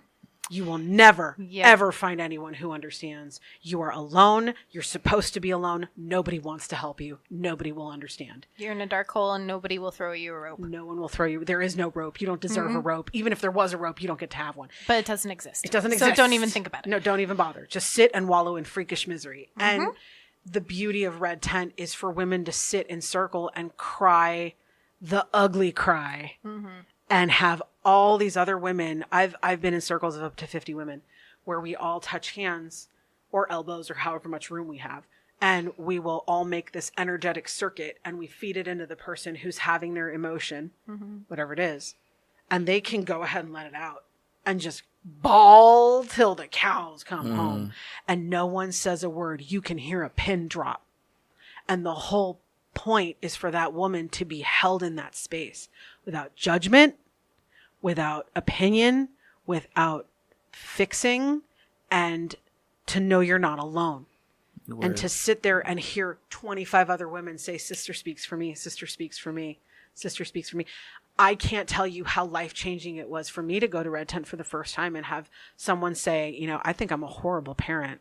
My kids are probably all screwed up and I'm not good enough and I'm an awful human being, and go, Wait, you think that too? Oh, I thought that was just me. And that's the beauty of Red Tent. And I think that is the antidote to the patriarchy. I think the patriarchy is going to be torn down by a multi-tiered, multi-layered, full frontal and rear attack from every side with many different antidotes. Part of it is Red Tent and collective groups that empower women to remember who we are. Together. And to remember that we are a fucking team. We are not each other's enemies. Yes. We are a team, and that we are here to lift each other up. We are here to remind each other that whatever lies we were told outside in Babylon are lies. But other parts of it are that Red Tent empowers women to remember that men are victims of the patriarchy too. Yes. Yeah. They are. I'm not gonna code it and say, oh no, they're participants. Fuck that. We're all participants in the patriarchy. We all benefit from the patriarchy on some level. We have streets, we have sewers, we have the postal service. Those are all components of how the patriarchal system functions because it's a capitalist economy. And that's the way the Western world operates. So we all benefit from the patriarchy on some level with public transit. Like that's how that is. But men are absolutely equal victims of the patriarchy. It's just in a totally different way. Oh yeah, totally. And in the majority of it, they don't recognize it. The majority of our male friends don't recognize where they're being hurt, and once they do, they do what Jera just did. They apologize to women, and then they be better. They work on it, and they tell other men, and other men call them what words? Pussies. Yes, thank you. That's a hell of a compliment to me. Yeah. Yeah. I mean, that can take a pounding, to quote Betty White. Yeah. I mean, and it's amazing to me because I was just thinking about the conflict in the Middle East lately because all my family lives there and I haven't seen them in about 15, 16 years, close to 20 years. And how I follow a lot of Jewish organizations on Facebook and a lot of Palestinian organizations. And I follow what's going on because I know I don't have an answer, but I want to see what's happening. And one of the things that you hear a lot of the older generation say is that, oh, the Palestinians hate Jews. The hatred is just generational. It's just fed to them like mother's milk. And my immediate thought is that's partly true, but that's the patriarchy feeding it. Because you have these little male children who are effectively being breastfed and nursed by their quote unquote mother. And then the patriarchy comes and injects that breast milk with poison and with separation. That's the first thing that the patriarchy does is it forces male childs to separate themselves from their souls and their emotions so that they no longer feel when something is right and when something is wrong, and they no longer feel. Well, when you have little male children who no longer feel, you can direct them and guide them towards being violent.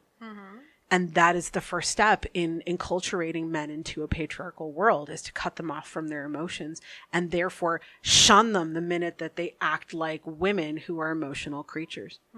And that's an antidote to the patriarchy, is to encourage men to feel shit. Which I just have to say really quick. I know you guys can't see. I'm tearing up about this whole thing. And I'm so proud of you. I am. 5 years ago, this wouldn't be me. I can say that right now. That's fantastic. There's an important thing I want to highlight. We're talking about war and violence, and Absolutely. I'm saying that that's all negative aspects of the patriarchy. But guess what? You can be that feeling, sensitive, honest, great man that is a feminist and still be a soldier. Yeah. You can still be a warrior. You're just fighting a different fight. Mr. Rogers is a perfect example of a loving, emotional, compassionate, strong man. Yes. And then there were other two in the Mimi, and I can't remember who they are. It was Mr. Rogers, and then who were the other two? Oh. Lin-Manuel Miranda. Yes. Lin-Manuel Miranda. Let's make this a game. What other amazing, awesome... Jason Momoa. Oh. Dude is not afraid to be pretty. He loves no. being pretty. Have you seen him defer to his wife when she is present?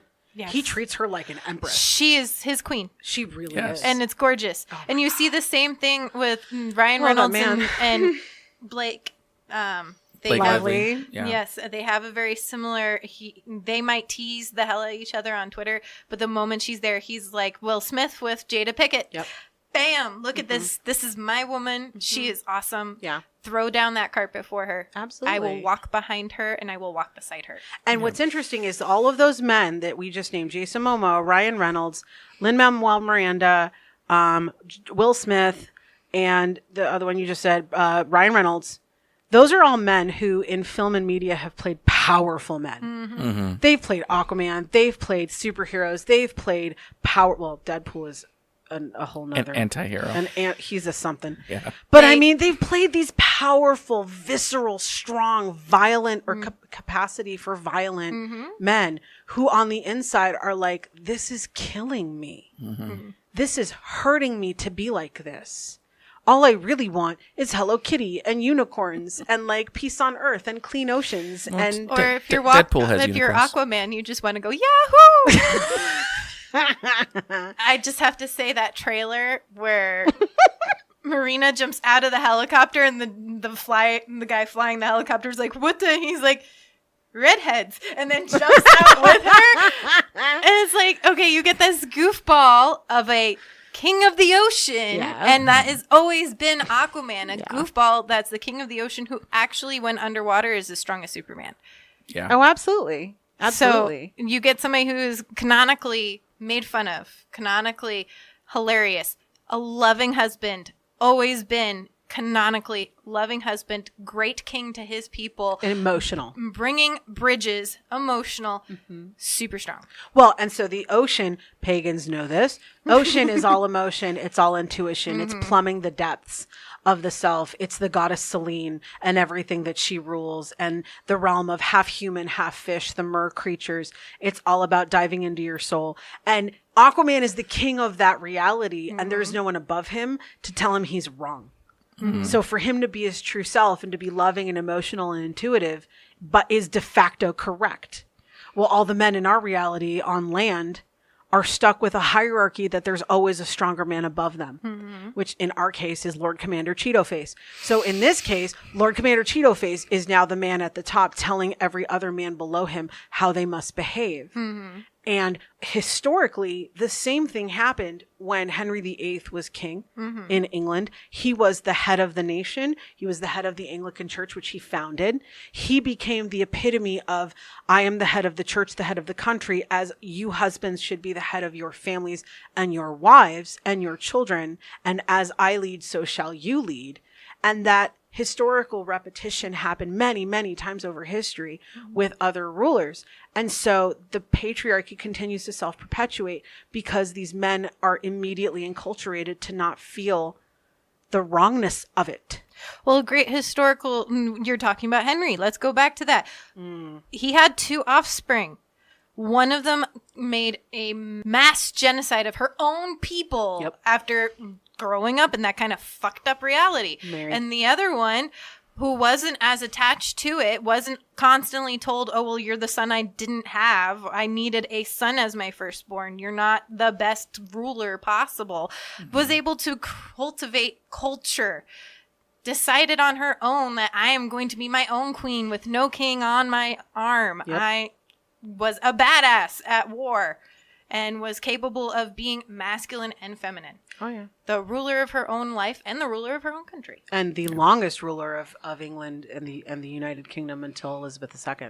Who was also another badass. Another badass. Yeah. True. But I mean, again, it comes down to this multifaceted approach to smashing the patriarchy.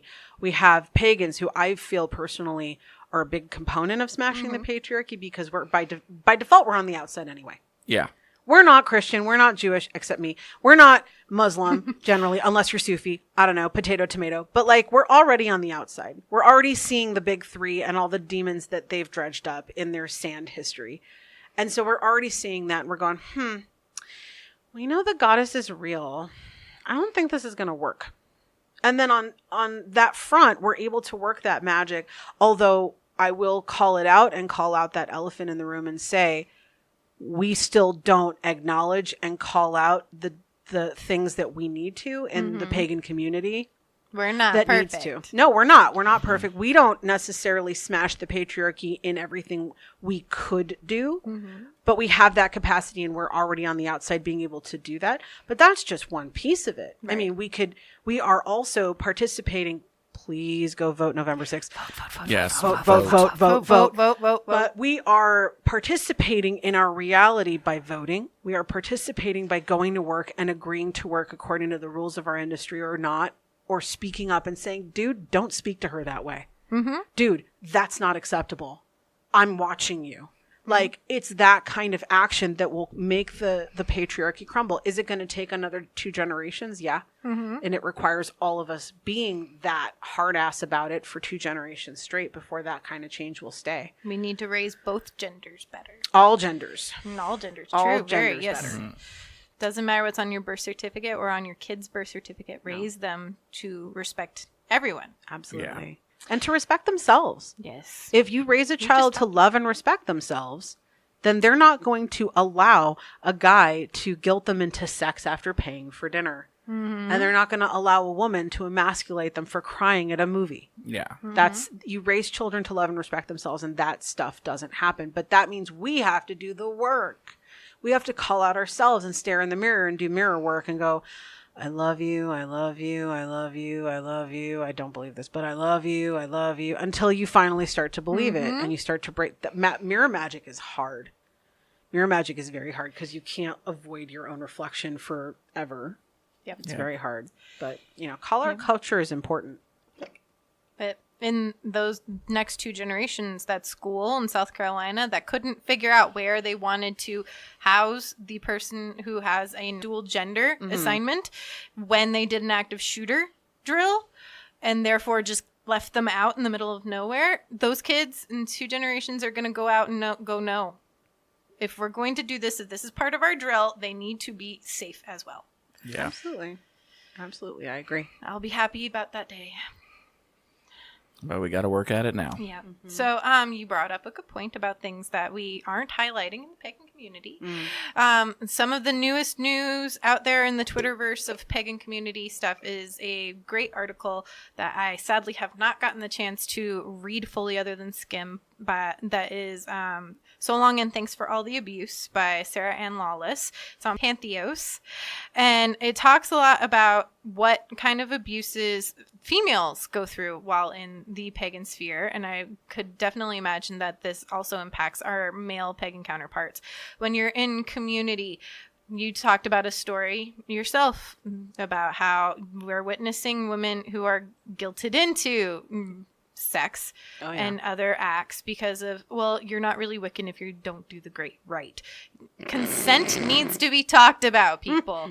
And that means consent when you're high, you're drunk, you're whatever. If you are in that kind of ritual space where that is allowed, make sure that if you are facilitating, somebody is sober to stop that kind of injustice.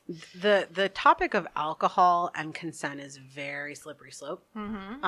I tend to be all or nothing and black and white about it in terms of, if you're going to have a Beltane ritual where everyone is drinking, then no one should be performing Great Rite. Or if y'all want to have Great Rite and want to fuck all over the lawn, great. Enjoy. Here's some blankets and some condoms. No alcohol. But to have both creates a perfect petri dish for a lack of consent and for violation. So that's my general perspective on it. But yeah, I mean, the pagan community, just like the Catholic Church lately, just like many different sections of Judaism all over the country and all over the world, everyone is starting to experience this outcry of survivors of sexual assault and sexual harassment that are no longer willing to be quiet. And it's become more and more prevalent. And I hate saying it because I kind of have a soft spot for the pagan community personally, because it was my home when I didn't want to be Jewish. But there are men in the pagan community that are there because they are predators. Yes. Yeah. They're not there because they genuinely believe in Caradwyn or Athena or worship at the feet of Inanna or Bast. They are there because they have predation and all they are looking for is their next prey. And they know it and we know it. And it's this like unspoken culture of, yeah, I know that's the way Gary is, and I'm just going to ignore it and just tell the other girls to stay away from him during ritual. Like, how is that acceptable? How about Gary's not allowed in ritual? Oh, imagine that. How about when Gary's told he's not allowed in this circle, you tell the other circles we didn't allow Gary for X, Y, and Z. Yep.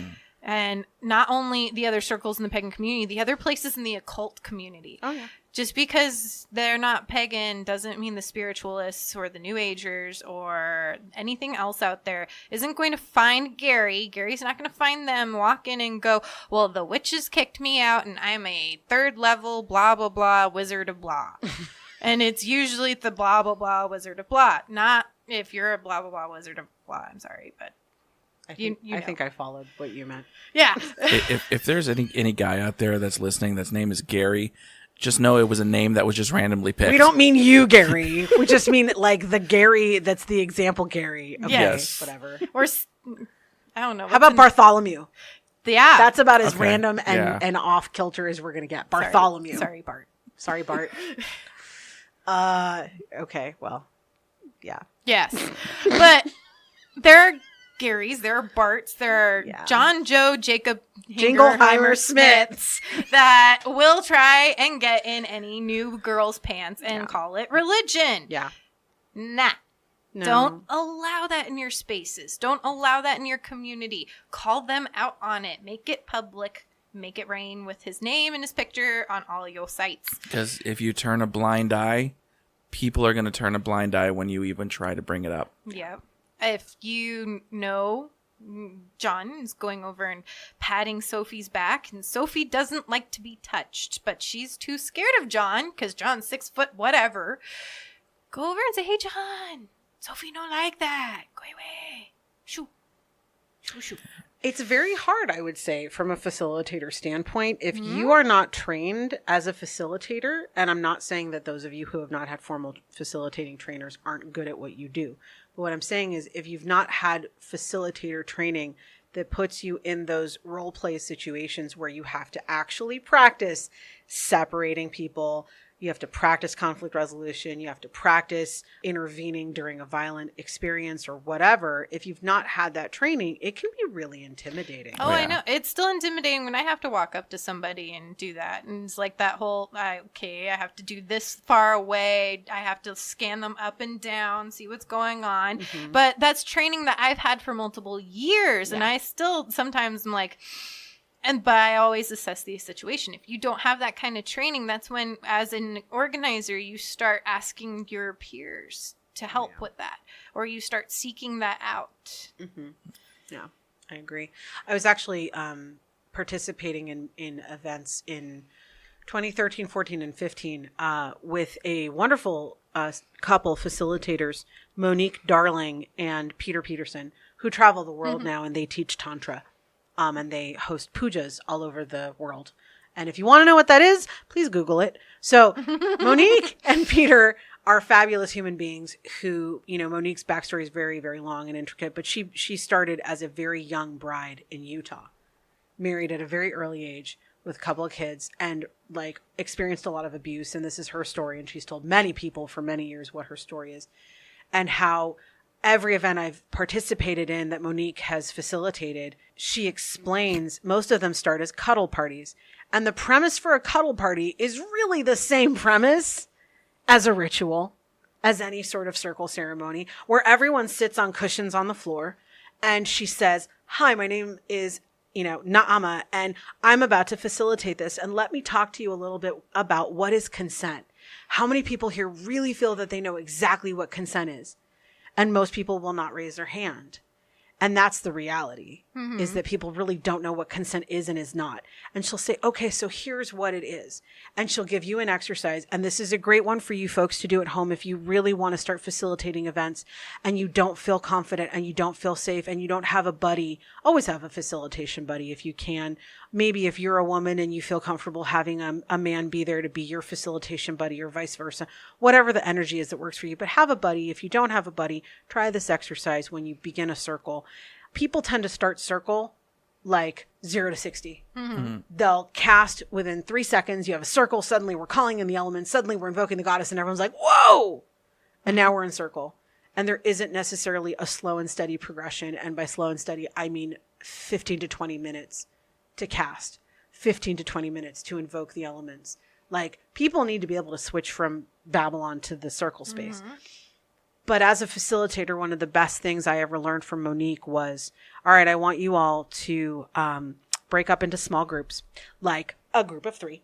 And I would say to someone like Jera, I would say, hi, Jera, can I please have you empty your bank account so I can have all your money? No. And then I would say, let's see here. Hey, Autumn, can I please have the keys to your car? No. And then you would ask me some random ass question. I don't know. Can I take your glasses and stomp on them? No. And so that's a duh. That's like, of course I'm going to say, no, you can't stop on my glasses. Of course I'm not going to let you empty my bank account. That's an easy no. Every time someone offers you an opportunity in ceremony, would you like to call in the goddess? Would you like to draw down the moon? Would you like to call in east? Blah, blah, blah. All of those are offers. And you can always say no. No is a complete sentence. And when you say no to them, you're saying yes to yourself. No one had ever taught me that concept in my life. And when it came to the body, which is where you dive into cuddle parties, literally and figuratively, pun intended. But like when you dive into ceremony or cuddle party or red tent or whatever, it gets emotional and the energy peaks and there's a lot of stuff going on and people are trying to keep track of where they are and what they're feeling and all of that. And knowing that you've practiced your yeses and your nos. And if it's a yes, it's a yes. If it doesn't feel like a yes in your gut, then it's a no. And you don't have to feel obligated to give a maybe to make someone else feel better and not hurt their feelings. As a facilitator, I didn't understand the power of that yes, no, of what she calls the hell yes. If it's not a hell yes, it's a hell no. And being able to create a ritual space where your participants are given that spiel before you cast anything, to know each of you is sovereign, each of you is shrine, each of you is sacred, each of you are stepping into this space as an embodiment of the goddess or the god. Each of you is deity. Each of you has the right to say, no, I do not accept your offer. I decline. And to know that that's a wonderful thing. You congratulate them and say, thank you for saying no. Next time I offer and you say yes, I will know that you really mean it. That is what consent is built on. Yeah. And that's what we don't have sometimes in ceremony and ritual space because facilitators aren't taught how to facilitate that. And then you have sneaky ass creepers like Bartholomew that like jump in and want to, play on the fact that these young women are there seeking their soul, their spirit, and they don't feel brave enough to say no. Fuck that noise. That's not okay. Let your yeses be yeses and let your nos be nos. Absolutely. And let other people's nos be nos. Yeah. And for every gender out there, just because you say, yes, you may hold my hand. Yes, you may hug me. Yes, you may kiss me. Yes, you may touch me in this place. You may touch me in this place.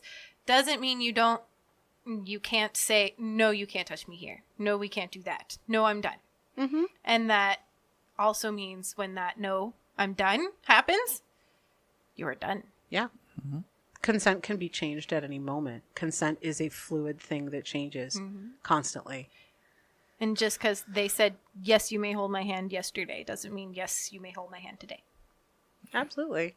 I mean, I like to put it in obviously there's the cup of tea meme that's floating on the internet that I love. That's very British, like consent metaphor with a cup of tea.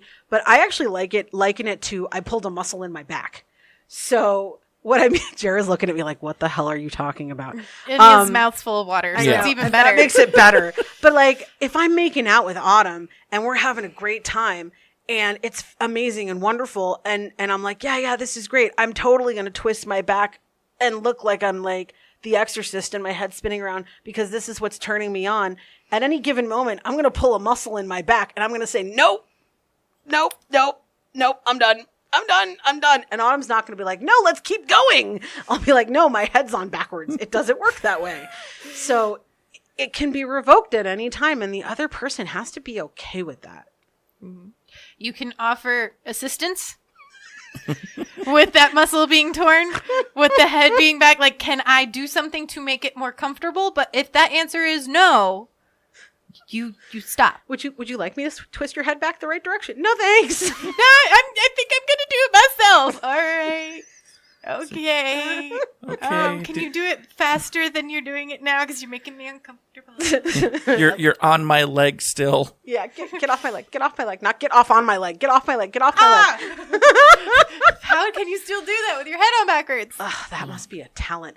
On the other hand, though, as far as the pagan community goes, I find it funny because we talk about things like we're so progressive. Mm-hmm. And I feel like that makes us hypocrites sometimes. We're a religion like any other. We're a religion that has problems like every other. Even though we have like 11 billion pathways. Don't let the Christians fool you. They do too.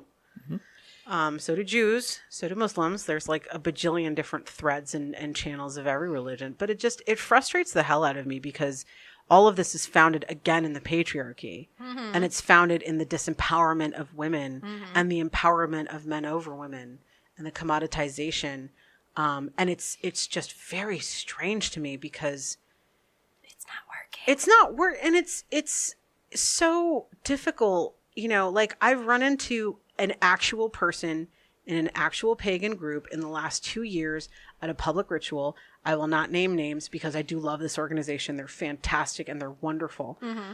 But the leader of that group, who is awesome, was aware that there was another guy who was present at this ritual who I couldn't stand. He made my skin crawl. And most men don't make my skin crawl. Most men make me go, oh, dude, really? Like, keep it in your pants. But this guy was like, gave me like lizard skin. Like, he was so creepy.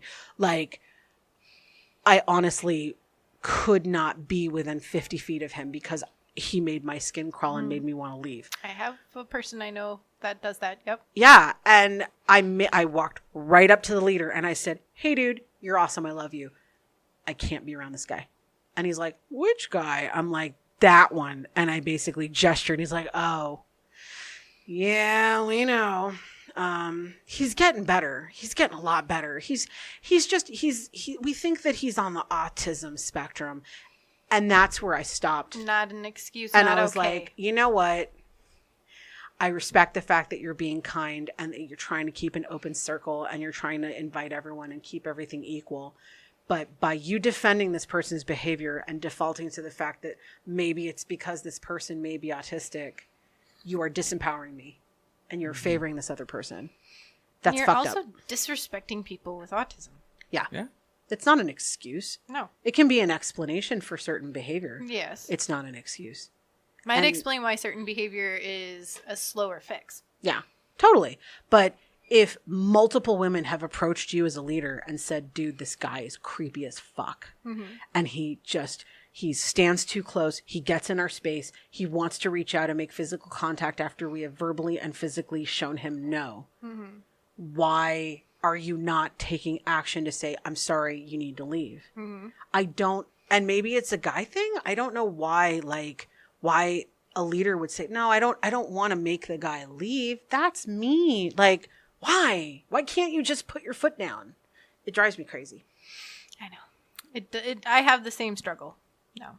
I can kind of say and I hate to say it this way, but it's because it wasn't our idea. Okay. I mean, it's one of those. I can typically see a lot of guys trying to get the whole that's just who they are. That's just what they are. It's okay. We'll keep an eye on it. It's fine. Don't worry about it. And no, it can't be that. It can't. So where do you think that comes from? That tolerance of people who create an environment of discomfort? I don't know. I really don't know. I mean, I guess trying to look out for others that are going to look out for us in the future. Or do you think that it stems from some sort of like belief that that's what a leader does? Is a leader includes all men because at least they're there. They're trying. They showed up. We should let them stay because they're trying. Like, I wonder if that's the notion behind it. I mean, that could be a big possibility. I don't know. Drives me batty. Yeah, I don't know. I will say, real quick before we move on, I misspoke a second ago. I said that autism might be a reason for a thing to be fixed slower.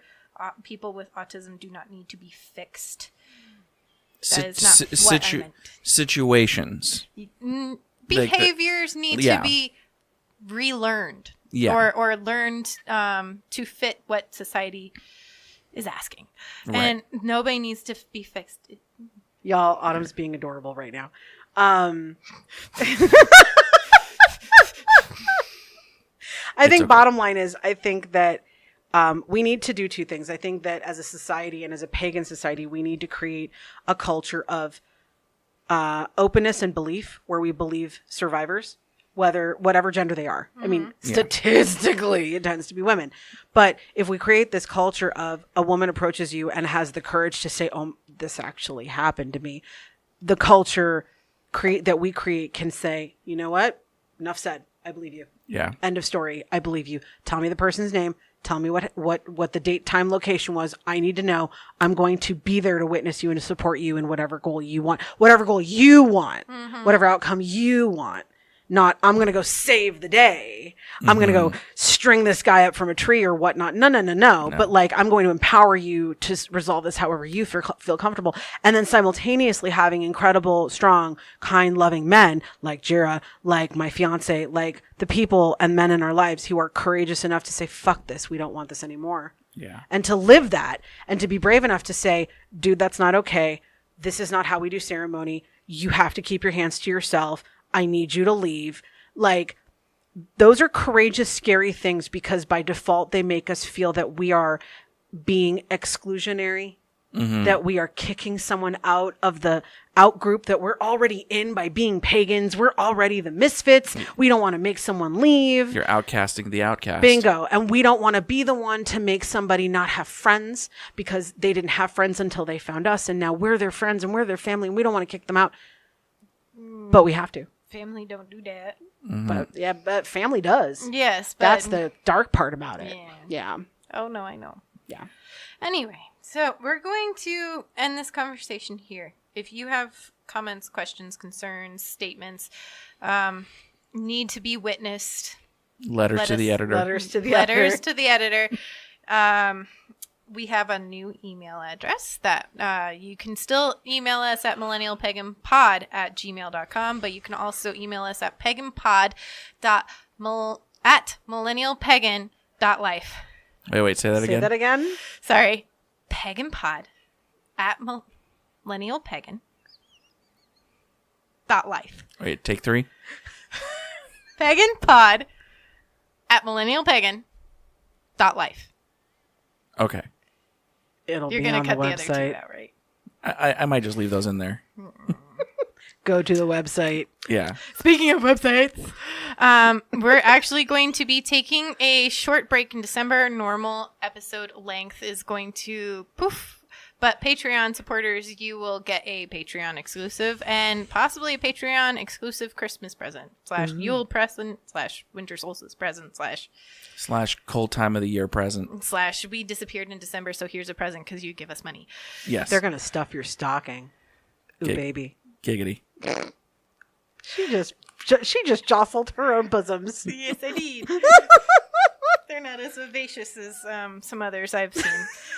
But they're yours. Yes. So, events coming up in the Paganverse.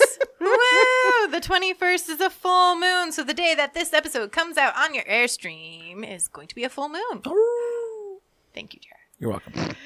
On the 27th, there's a couple of things going on. I personally will be at the Witches' Night Out Ball being done by Crescent Moon Emporium in Glendale. It is going to be at the Cedars. I've never been there, so I don't know.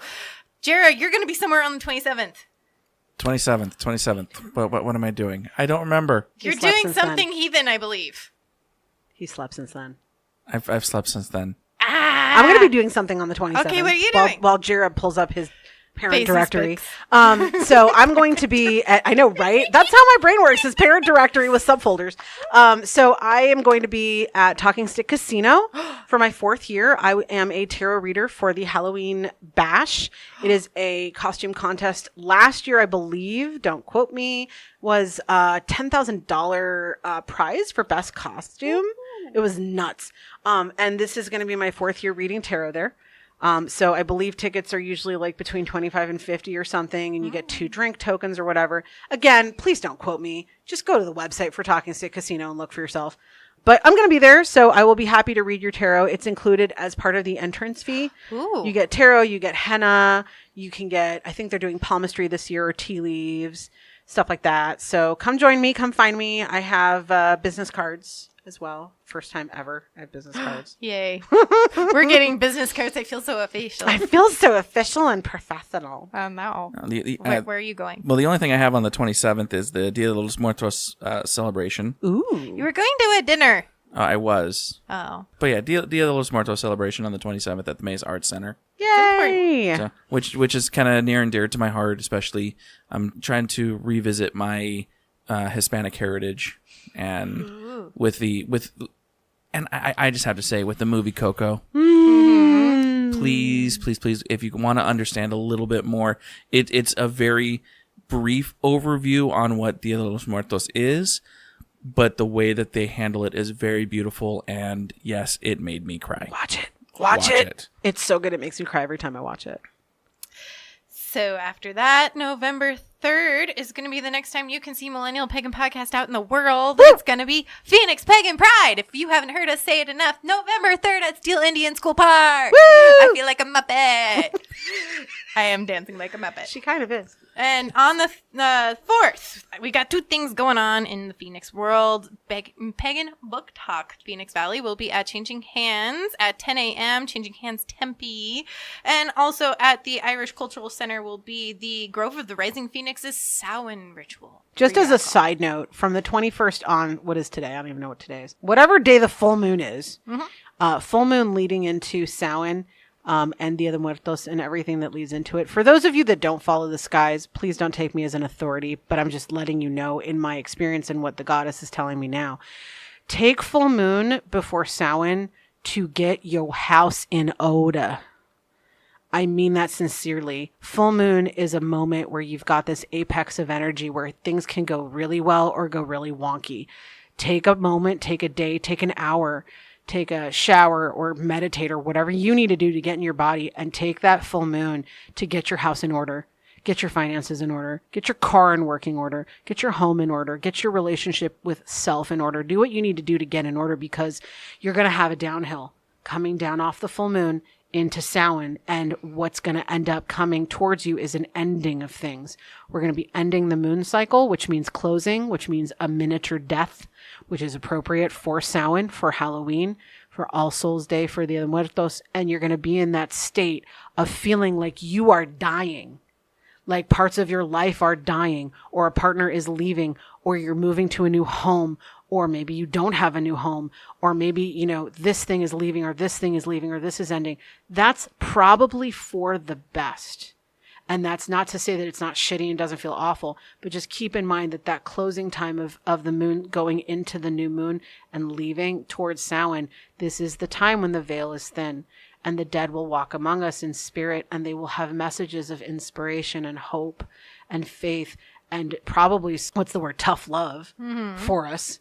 And it's really important to get your house in order by full moon if you want to have a smoother Samhain. And I'm saying this from personal experience. There's been many years where I ignored the moon cycle before Samhain, and then Samhain came and I had like 40 different spirits show up in my house that night, and I got no sleep. And it was like Grand Central Station in my house, and all of them wanted my attention, and all of them were giving me advice, and I couldn't keep up. And I felt drained and exhausted for 3 days after. So just throwing that out there, take it with a grain of salt. This Patreon message is for Fred. Fred, thank you. Yes, thank you, Fred. Is Patreon worth it, Jera? Because you're staring at me waiting for me to say it. Like every episode, Jera, is Patreon worth it? Yes. Patreon is definitely worth it. It's not just an opportunity for you guys to help us out to bring Millennial Pagan Podcast to many, many other people who might need to listen to it. But of course, you guys get something in return for helping us out. Mm-hmm. You get, of course, we have the personal thank you right here on the show. We have our buttons and stickers that we're going to be getting some more of. Woo! Yay, stickers! And of course, that monthly Patreon exclusive mini-sode that you guys seem to love so much, for those of you that are actually Patreons. So, one thing I want to say to the people who have gotten their stickers, could you, if you have an Instagram, send me a picture of where you put your sticker, please? I want to know. I'm curious. Or just post it up and tag us. That's true. Our Facebook page is always open. Yep. You can find our podcast on Instagram, like I just said, Facebook, like we've already said, Twitter, tweet, and Patreon. Yep, and the new website's coming soon. Coming soon. That's going to be part of why we're going dark in December. Yes. So, just a heads up. Well, it is winter. It's dark time. Yeah. I need a nap, man. Dude. So, where can people find you on the interwebs? Oh, Lord. So, you can find me at www.naamasegal.com, NAAMAHSEGAL.com. You can find me on Facebook. I will not add you as a friend because that's not how my Facebook page is set up, but you can message me. And if I like you, I will add you. And that's my prerogative. I have a blog. It is thoughtsincarnate.wordpress.com. That's where I put all of my writing, my social writing, my political commentary. All of that's on there. I have a Twitter. I don't remember what it is right now. I want to say it's naama.ashera. That's my Twitter. And you can also find me on Insta. It's naama.segal. And you can find me at Phoenix Pagan Pride Day 2018, November 3rd. Yay! We're all Muppets! And of course, you can find me at Jera Stone on Twitter and Hagrid Cosplay on Instagram. And that's me. Woo! So, awesome. From everyone here at Millennial Pagan Podcast, merry meet. Merry part. And merry meet again.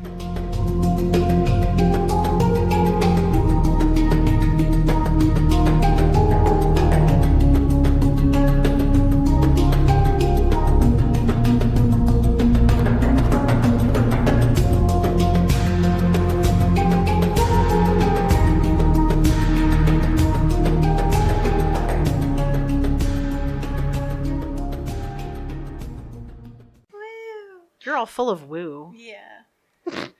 Hey, it's not letting me stop.